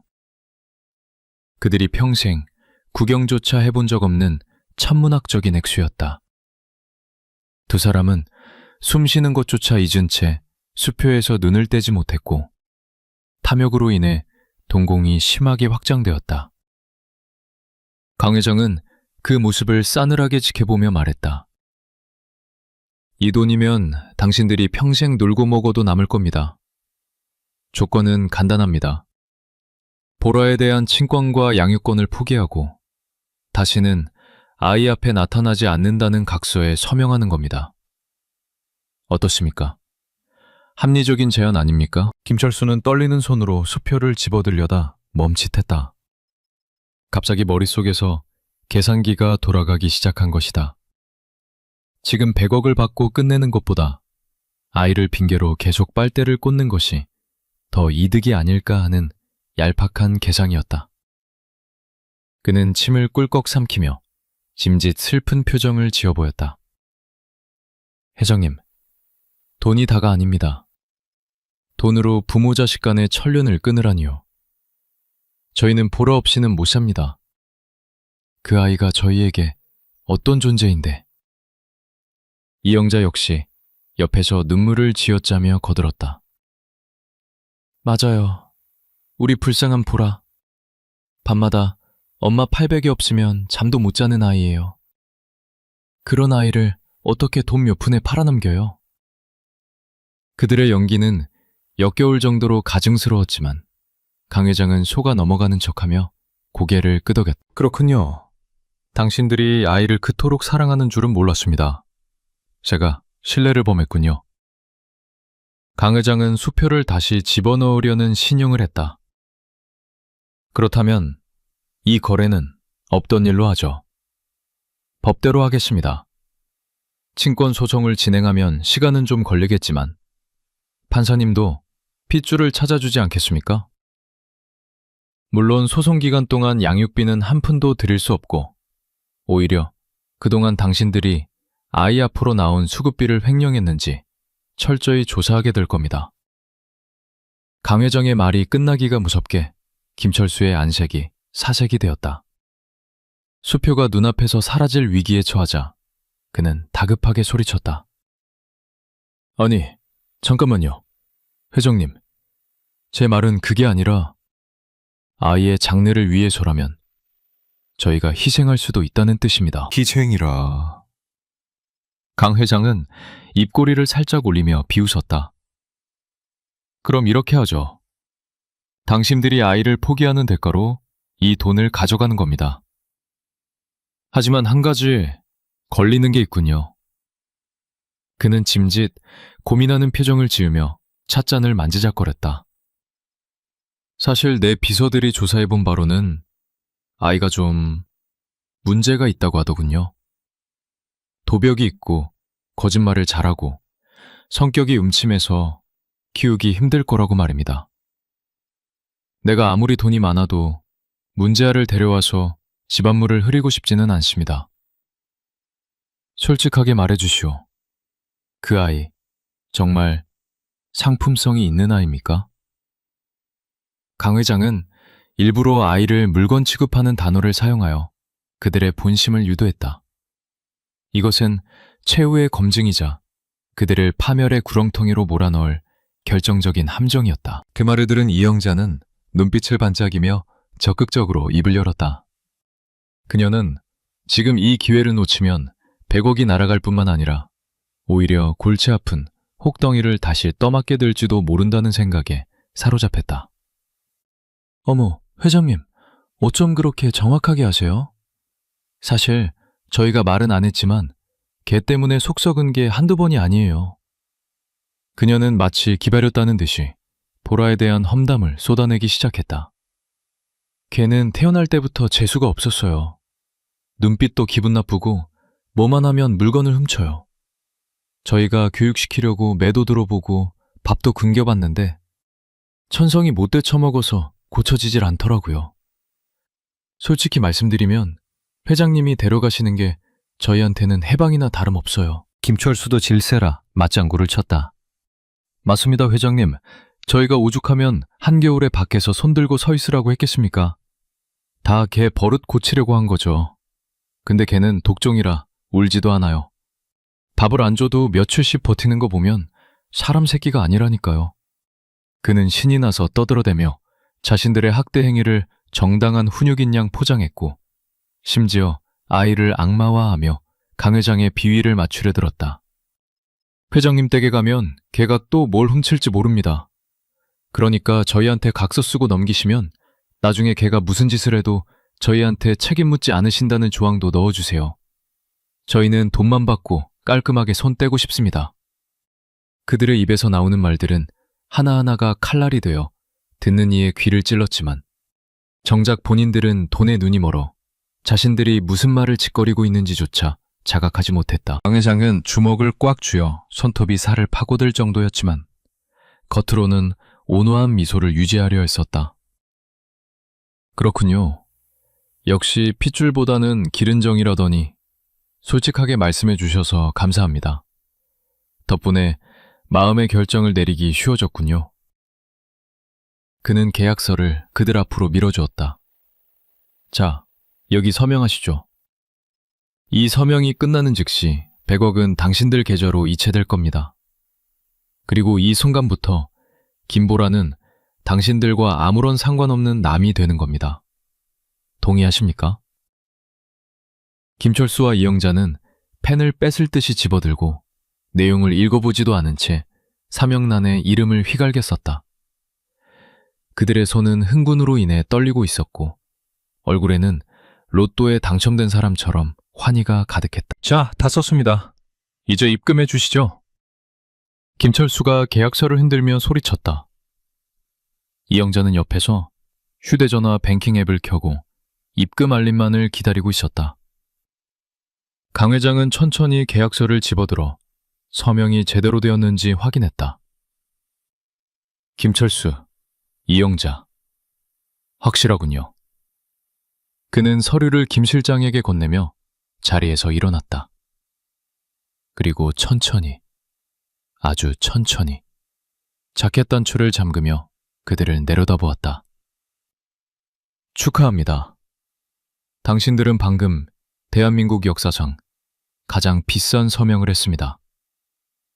하지만 그 돈은 당신들의 계좌가 아니라 당신들이 평생 썼게 될 감옥의 영치금으로도 쓰지 못할 겁니다. 강 회장의 목소리는 갑자기 영하 40도의 빙판처럼 차갑게 돌변해 있었다. 김철수는 당황하며 물었다. 왜? 그게 무슨 말씀이십니까? 돈은요? 계약했잖아요. 그때였다. 강 회장이 손가락을 딱 튕기자 접견실의 한쪽 벽면을 가득 채우고 있던 대형 거울이 투명하게 변하면서 그 뒤에 숨겨져 있던 공간이 드러났다. 그곳은 바로 옆방에 마련된 기자회견장이었다. 수십 명의 기자들이 카메라를 들고 이쪽을 향해 서 있었고 그들 뒤에는 대형 스크린이 설치되어 있었다. 스크린에는 방금 전 김철수와 이영자가 100억을 받고 보라를 팔아넘기며 아이를 도둑년이라고 욕하고 학대 사실을 스스로 자백하는 장면이 무한 반복으로 재생되고 있었다. 그리고 그 영상의 오른쪽 상단에는 라이브라는 붉은 글씨가 선명하게 박혀 있었고 실시간 시청자 수는 이미 500만 명을 돌파하고 있었다. 이게 뭐야? 이영자는 비명을 지르며 주저앉았다. 김철수는 사색이 되어 벌벌 떨며 뒷걸음질 쳤다. 몰래카메라? 함정이야. 이거 불법이야. 내 초상권 침해라고. 그가 발악하며 소리쳤지만 강 회장은 싸늘한 눈빛으로 그를 쏘아보았다. 불법? 이 건물은 내 사유지이고 당신들은 내 제안에 동의하여 녹화 및 방송에 동의한다는 조항이 포함된 계약서에 방금 직접 서명했어. 강 회장은 김 실장이 들고 있던 계약서의 깨알 같은 약관 조항을 손가락으로 가리켰다. 그리고 당신들이 뱉은 그 더러운 말들은 전 국민이 지켜보는 가운데 생중계되었다. 이제 당신들은 아동 매매범, 상습 아동 학대범, 그리고 사기꾼으로 낙인 찍혀 이 사회에서 영원히 매장될 거야. 유리병 너머의 기자회견장에서는 플래시가 번개처럼 파주기 시작했고 웅성거리는 소리가 파도처럼 밀려왔다. 실시간 댓글창은 분노한 국민들의 욕설과 처벌을 요구하는 목소리로 도배가 되고 있었다. 저런 악마들을 당장 구속해라. 어떻게 자식을 100억에 파냐? 밥알 흘렸다고 쫓아냈다고? 인간도 아니다. 여론은 이미 폭발 임계점을 넘어서고 있었다. 김철수와 이영자는 그제야 사태를 파악하고 강 회장의 바짓가랑이를 잡으려 달려들었다. 회장님, 잘못했습니다. 살려주세요. 저희가 잠시 미쳤나 봅니다. 보라를 위해서 그런 거예요. 제발. 그들의 비굴한 목소리는 조금 전의 오만함과 대비되어 더욱 추악하게 들렸다. 강 회장은 더러운 것을 피하듯 뒷걸음질치며 경멸 어린 시선으로 그들을 내려다보았다. 내 옷에 손대지 마라. 썩은 내가 없는다. 그는 냉정하게 돌아섰다. 내 손녀가 겪은 고통에 비하면 이건 시작에 불과해. 지옥에 온 것을 환영한다. 이 쓰레기들아. 그 순간 접견실 문이 거칠게 열리며 제복을 입은 경찰관들과 검찰 수사관들이 들이닥쳤다. 김철수, 이영자 씨. 당신들을 아동복지법 위반, 특수상해, 아동매매 미수 혐의로 긴급 체포합니다. 변호사를 선임할 권리가 있으며 수갑이 채워지는 차가운 금속음이 방 안에 울려 퍼졌다. 그것은 보라의 족쇄가 풀리고 악인들의 족쇄가 채워지는 정의가 실현되는 소리였다. 강진혁 회장은 그 소리를 배경음악 삼아 유유히 방을 빠져나갔다. 그의 등 뒤에서 들려오는 두 악마의 절기는 그에게 있어 그 어떤 클래식 음악보다 아름다운 선율이었다. 대성그룹 본사 로비는 그야말로 아수라장이었다. 강진혁 회장의 치밀한 설계로 진행된 생중계가 끝난 직후 분노한 시민들이 그룹 사옥 앞으로 구름대처럼 몰려들었기 때문이다. 그들은 손에 아동학대범 처형, 악마를 구속하라 등의 팻말을 들고 있었고 경찰 기동대가 급파되어 바리케이드로 정문을 막고 있었지만 성난 군중의 기세를 막아내기에는 역부족으로 보였다. 기자회견장이 마련된 1층 그랜드홀은 수백 개의 카메라 플래시가 터지며 마치 대낮처럼 환하게 밝혀져 있었고 대한민국 네로라 하는 언론사의 기자들이 자리를 가득 메우고 있었다. 그들은 모두 역사적인 순간을 담기 위해 숨을 죽이고 있었는데 잠시 후 거대한 황금색 문이 열리며 강진혁 회장이 모습을 드러냈다. 그리고 그의 곁에는 어제까지만 해도 학대의 그늘 속에 있었던 소녀가 믿을 수 없을 만큼 아름다운 모습으로 서 있었다. 보라는 최고급 디자이너가 반세 제작한 하얀색 실크 드레스를 입고 있었는데 그 모습은 마치 동화 속에서 막 걸어나온 천사 같았다. 윤기가 흐르는 머리카락은 단정하게 빗어 넘겨져 예쁜 리본으로 장식되어 있었고 창백했던 뺨에는 옅은 홍조가 돌아 생기가 넘쳐 보였다. 하지만 그녀의 손에는 여전히 낡은 오르골 상자가 들려 있어 보는 이들의 마음을 더욱 짠하게 만들었다. 그것은 화려한 재벌가의 상속녀로서의 모습과 상처받은 아이의 내면이 공존하는 기묘하고도 슬픈 부조화였다. 강 회장은 보라의 작은 손을 꽉 잡고 단상 위로 올라갔다. 수백 개의 카메라 렌즈가 일제히 보라를 향했지만 아이는 더 이상 움츠러들지 않았다.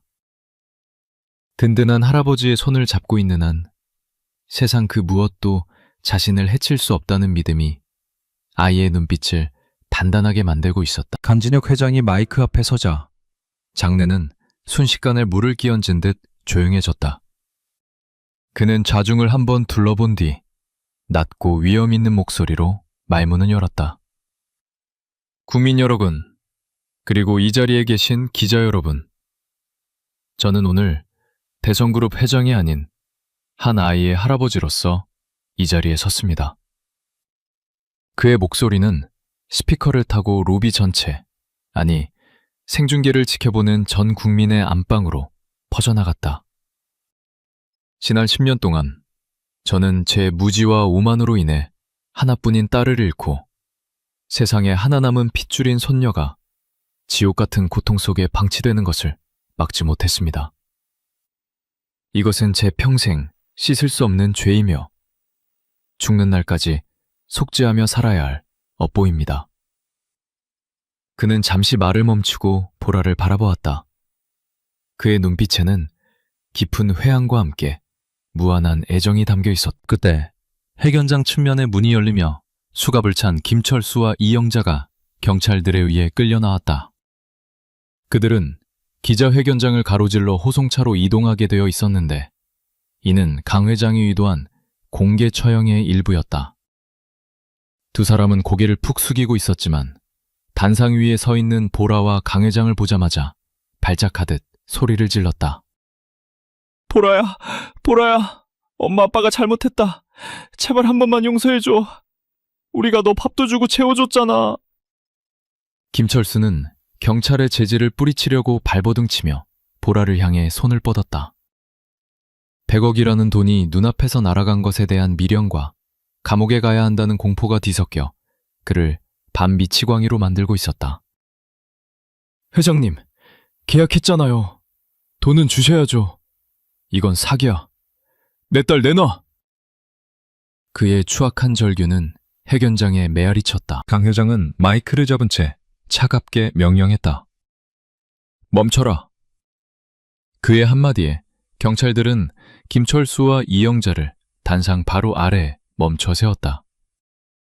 강 회장은 보라의 손을 놓고 천천히 계단을 내려와 두 사람 앞에 섰다. 그는 마치 더러운 오물을 내려다보듯 경멸 어린 시선으로 그들을 응시했다. 김철수와 이영자는 강 회장의 서늘한 기운에 눌려 옴짝달싹 못하고 떨고 있었다. 조금 전까지 보라에게 뻔뻔하게 구걸하던 기세는 사라지고 본능적인 공포가 그들을 지배했다. 강 회장은 김철수의 눈을 똑바로 쳐다보며 낮지만 뼈에 사무치는 목소리로 말했다. 밥을 주고 재워줬다고? 너희가 짐승만도 못한 놈들이라는 건 바로 그 대목에서 증명된다. 부모는 자식에게 밥을 주는 것을 벼슬이라 생각하지 않아. 그건 숨쉬는 것처럼 당연한 일이니까. 강 회장은 한 걸음 더 다가갔다. 너희는 내 소녀를 영하 15도의 추위 속에 내복 차림으로 3시간이나 세워뒀지. 보라가 느꼈을 그 살을 내는 추위, 뼛속까지 파고드는 공포. 상상이 되느냐? 그는 잠시 말을 멈추고 거친 숨을 몰아쉬었다. 분노를 억누르기가 힘든 듯 그의 주먹이 부들부들 떨리고 있었다. 내가 너희에게 내리는 벌은 아주 간단하다. 너희가 보라에게 주었던 고통을 똑같이, 아니, 수백 배로 돌려받게 될 것이다. 너희는 앞으로 평생을 감옥이라는 차가운 냉방 안에서 보내게 될 거야. 따뜻한 밥, 편안한 잠자리? 그런 건 이제 꿈도 꾸지 마라. 매일 밤 추위에 떨며 너희가 쫓아냈던 그 작은 아이의 이름을 부르며 후회하게 될 것이다. 하지만 아무도 너희의 목소리를 들어주지 않을 거야. 보라가 그랬던 것처럼. 그리고 강 회장은 이영자를 향해 고개를 돌렸다. 그녀는 공포에 주녀 눈물 콧물을 흘리며 바닥에 주저앉아 있었다. 100억? 너희가 서명한 계약서에는 특약 조항이 있었지. 아동학대 사실이 입증될 경우 계약금 전액을 위약금으로 배상하고 추가로 민형사상 책임을 진다. 너희는 돈을 받는 게 아니라 이제부터 내 변호인단이 청구할 수십억 원의 손해배상 소송을 감당해야 할 거다. 감옥에서 평생 노역을 해도 그 이자는커녕 원금의 10원도 갖지 못할 텐데 참으로 안타깝군. 그 말은 사형 선고나 다름없었다. 돈을 위해 아이를 팔아넘기려 했던 그들에게 돈으로 인한 영원한 굴레를 씌워버린 것이다. 이영자는 충격을 이기지 못하고 그 자리에서 기절해버렸고 경찰들이 짐짝처럼 그녀를 들어올렸다. 강 회장은 다시 단상 위로 올라가 보라를 안아 올렸다. 보라야, 저 사람들을 봐라. 이제 저들은 다시는 너를 해칠 수 없다. 네가 원한다면 저들에게 마지막으로 하고 싶은 말을 해도 좋다. 보라는 강 회장의 품에 안겨 끌려가는 두 사람을 내려다보았다. 아이의 눈에는 증오나 분노보다는 슬픔과 연민이 섞인 복잡한 감정이 서려 있었다. 보라는 잠시 망설이다가 작은 입술을 떼었다. 아빠, 엄마, 밥 많이 드세요. 그리고 다음에는 진짜 부모님이 되세요. 다른 아이한테는 그러지 마세요. 그 순수한 용서와 마지막 부탁은 회견장에 있던 모든 사람들의 가슴을 울렸다. 악을 악으로 갚지 않고 오히려 그들의 갱생을 비는 아이의 천사 같은 마음씨는 김철수의 비틀린 양심마저 찌르는 듯 했다. 김철수는 고개를 들이지 못하고 흐느끼며 끌려나갔다. 경찰이 김철수와 이영자를 데리고 정문을 나서는 순간 밖에서 기다리고 있던 군중의 분노가 폭발했다. 죽여라! 악마들을 죽여라! 고함 소리와 함께 날달걀, 밀가루 폭탄, 먹다 남은 음식물 쓰레기들이 두 사람에게 비 오듯 쏟아졌다. 경찰들이 방패로 막으려 했지만 역부족이었다. 김철수는 날아온 돌에 이마를 맞아 피를 흘렸고 기절했던 이영자는 차가운 물세례에 깨어나 비명을 질렀다. 그들은 호송차에 타기까지 불과 10m의 거리를 걷는 동안 지옥이 무엇인지 생생하게 체험해야 했다. 평소 아이에게 쓸모없는 것, 더러운 것이라고 욕했던 그들이 이제는 세상에서 가장 더럽고 쓸모없는 존재가 되어 전 국민의 조롱거리가 된 것이다. 호송차 문이 닫히고 차가 출발하자 군중은 환호성을 지르며 박수를 보냈다. 그것은 단순한 폭력이 아니라 정의가 구현되기를 갈망하는 사회적 심판이었다. 강 회장은 그 광경을 화면으로 지켜보지 않고 보라를 품에 안은 채 조용히 회경장을 빠져나갔다. 복잡한 절차가 모두 끝났고 이제 남은 것은 오직 아이의 상처를 보듬어주는 일뿐이었다. 엘리베이터가 최상층 펜트하우스로 올라가는 동안 보라는 강 회장의 목을 꼭 끌어안고 놔주지 않았다. 할아버지, 이제 진짜 끝난 거예요? 저 아저씨들 다시 안 와요?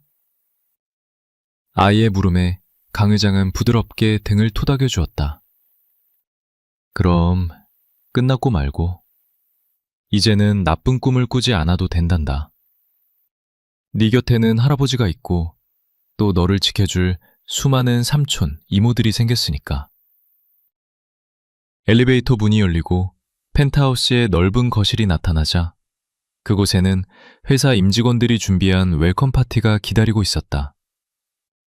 화려한 풍선과 케이크, 그리고 사랑하는 보라 아가씨, 집에 오신 것을 환영합니다 라고 적힌 현수막이 그들을 반겼다. 보라는 눈을 동그랗게 뜨고 주위를 둘러보았다. 어제까지만 해도 차가운 벽만 바라보던 아이의 세상이 이제는 따뜻한 빛과 사랑으로 가득 차 있었다. 직원들은 보라에게 다가와 꽃다발과 선물을 건네며 진심 어린 축하 인사를 건넸다. 어서 오세요, 아가씨. 건강하게만 자라주세요. 낯선 사람들의 친절에 보라는 부끄러운 듯 얼굴을 붉히면서도 입가에는 숨길 수 없는 미소가 번지고 있었다. 강 회장은 그 모습을 흐뭇하게 바라보며 생각했다. 이제야 제대로 된 밥값을 하는 것 같군.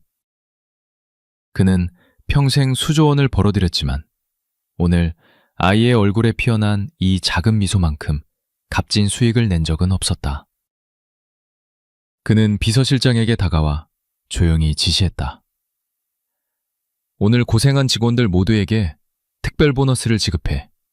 그리고 보라 이름으로 전국 보육원에 기부금을 전달. 그날 밤 보라는 태어나서 처음으로 악몽을 꾸지 않고 잠들었다.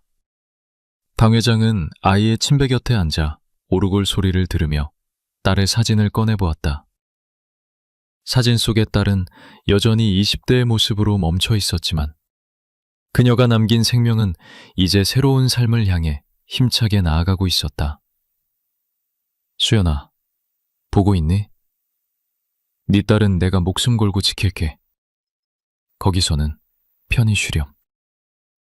창밖에는 다시 눈이 내리고 있었지만 그 눈은 더 이상 춥고 매서운 눈보라가 아니었다.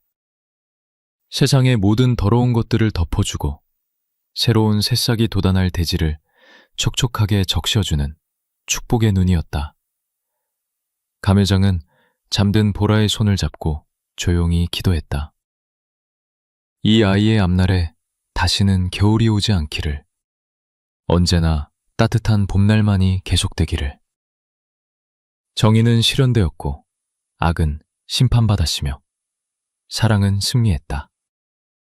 그것으로 충분한 밤이었다. 계절의 수레바퀴는 어김없이 돌아 춥고 혹독했던 겨울이 지나고 서울에도 따스한 봄이 찾아왔다.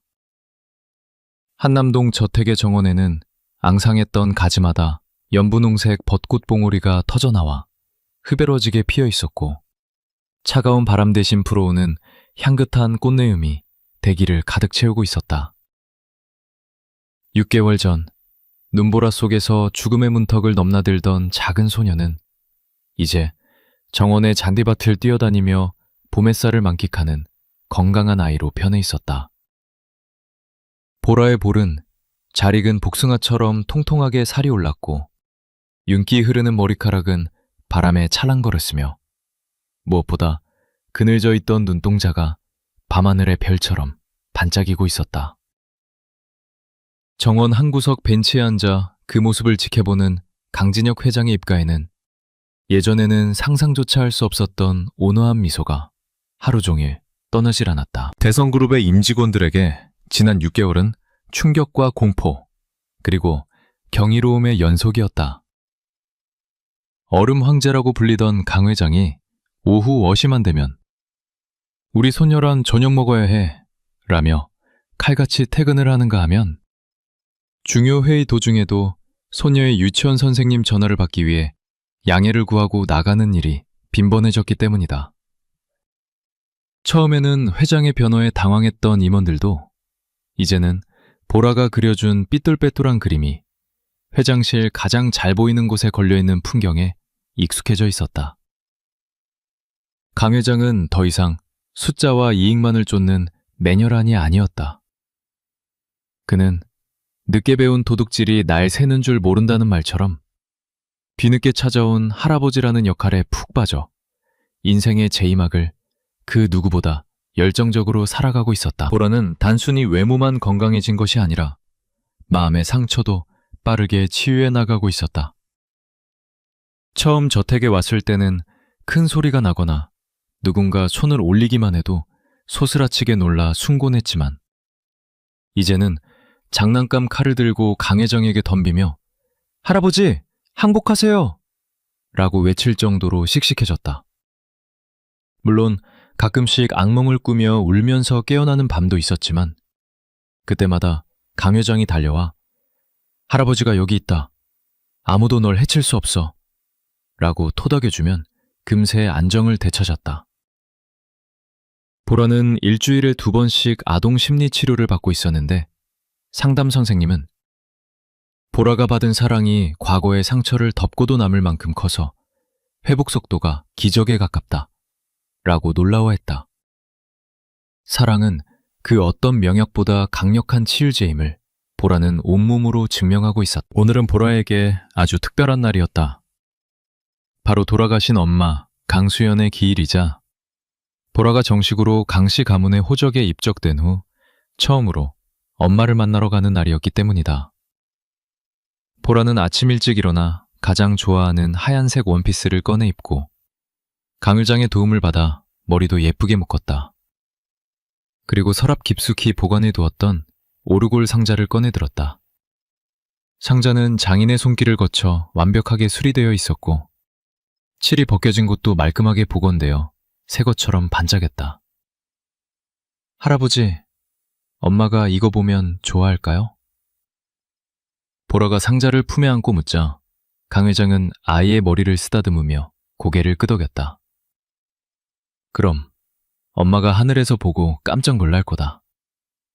우리 보라가 이렇게 예쁘게 컸고 또 엄마가 준 선물을 이렇게 소중하게 간직하고 있으니까. 검은색 세단이 부드럽게 미끄러지듯 교외의 추모 공원으로 향했다. 창밖으로 스쳐 지나가는 풍경은 온통 벚꽃으로 뒤덮여 있어 마치 세상 전체가 축복을 내리는 듯했다. 감 회장은 차 안에서 보라의 손을 꽉 잡고 있었는데 그의 손바닥에서 배어나오는 땀이 그의 긴장감을 말해주고 있었다. 10년 전 딸을 차갑게 내치고 등 골렸던 그가 이제 손녀의 손을 잡고 딸 앞에 서야 한다는 사실은 여전히 그에게 큰 부채감으로 남아있었다. 하지만 보라가 옆에서 제잘거리는 소리가 그의 무거운 마음을 조금씩 가볍게 만들어주었다. 할아버지, 저 피아노 선생님이 칭찬해 주셨어요. 제가 엄마 닮아서 성따라기 길대요. 나중에 엄마처럼 피아노 잘 치는 사람이 될 거예요. 딸의 재능까지 물려받은 손녀의 말에 감 회장은 가슴이 뭉클해져졌다. 추모공원은 고요하고 평화로웠다. 산 중턱에 위치한 수연의 묘소는 따스한 양지 바른 곳에 자리 잡고 있었고, 묘비 주변에는 이미 누군가 관리해 놓은 듯 잡초 하나 없이 깨끗했다. 강 회장과 보라는 준비해온 하얀 국화 꽃다발을 묘비 앞에 내려놓았다. 묘비에는 사랑하는 딸 강수연 잠들다 라는 글귀와 함께 그녀의 환한 미소가 담긴 사진이 새겨져 있었다. 강 회장은 묘비 앞에 무릎을 꿇고 앉아 차가운 돌을 어루만지며 참았던 눈물을 흘렸다. 수연아, 못난 아비가 왔다. 너무 늦게 와서 미안하다. 정말 미안하다. 천하를 호령하는 회장이 아닌 자식을 앞세운 죄인된 아버지의 통곡이 산잘하게 메아리쳤다.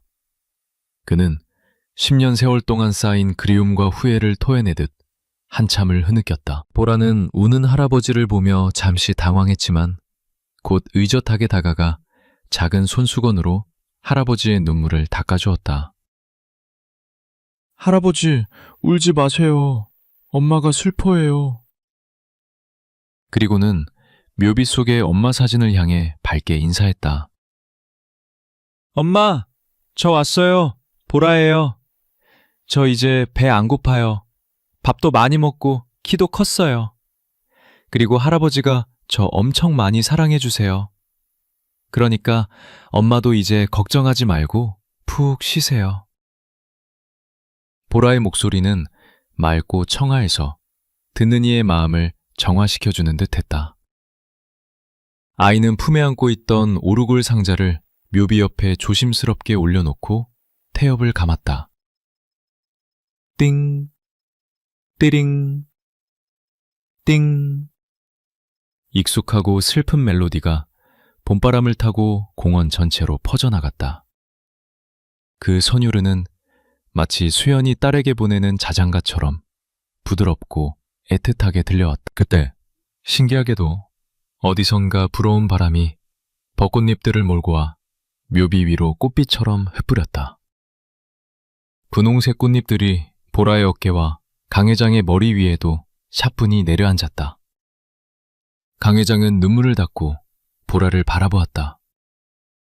보라야, 믿겨지니? 엄마가 왔나 보다. 우리 보라가 기특해서 머리를 쓰다듬어 주는 거야. 보라는 눈을 감고 바람을 느끼며 활짝 웃었다. 네, 엄마 냄새가 나요. 따뜻해요. 그 순간 강 회장의 마음속에 은오리져 있던 10년 묵은 채증이 씻은 듯이 내려가는 느낌이 들었다. 딸은 비록 곁에 없지만 딸이 남긴 생명이 이렇게 자신의 곁에서 숨쉬고 웃고 있었다. 그것은 딸이 자신에게 준 마지막 기회이자 용서의 메시지였다. 그는 이제 더 이상 과거의 슬픔에 매몰되지 않고 미래의 희망을 위해 살아가겠노라고 다짐했다. 참배를 마치고 내려오는 길, 두 사람은 벚꽃 터널 아래를 천천히 걸었다. 흩날리는 꽃잎 사이로 보이는 두 사람의 뒷모습은 한 폭의 그림처럼 아름다웠다.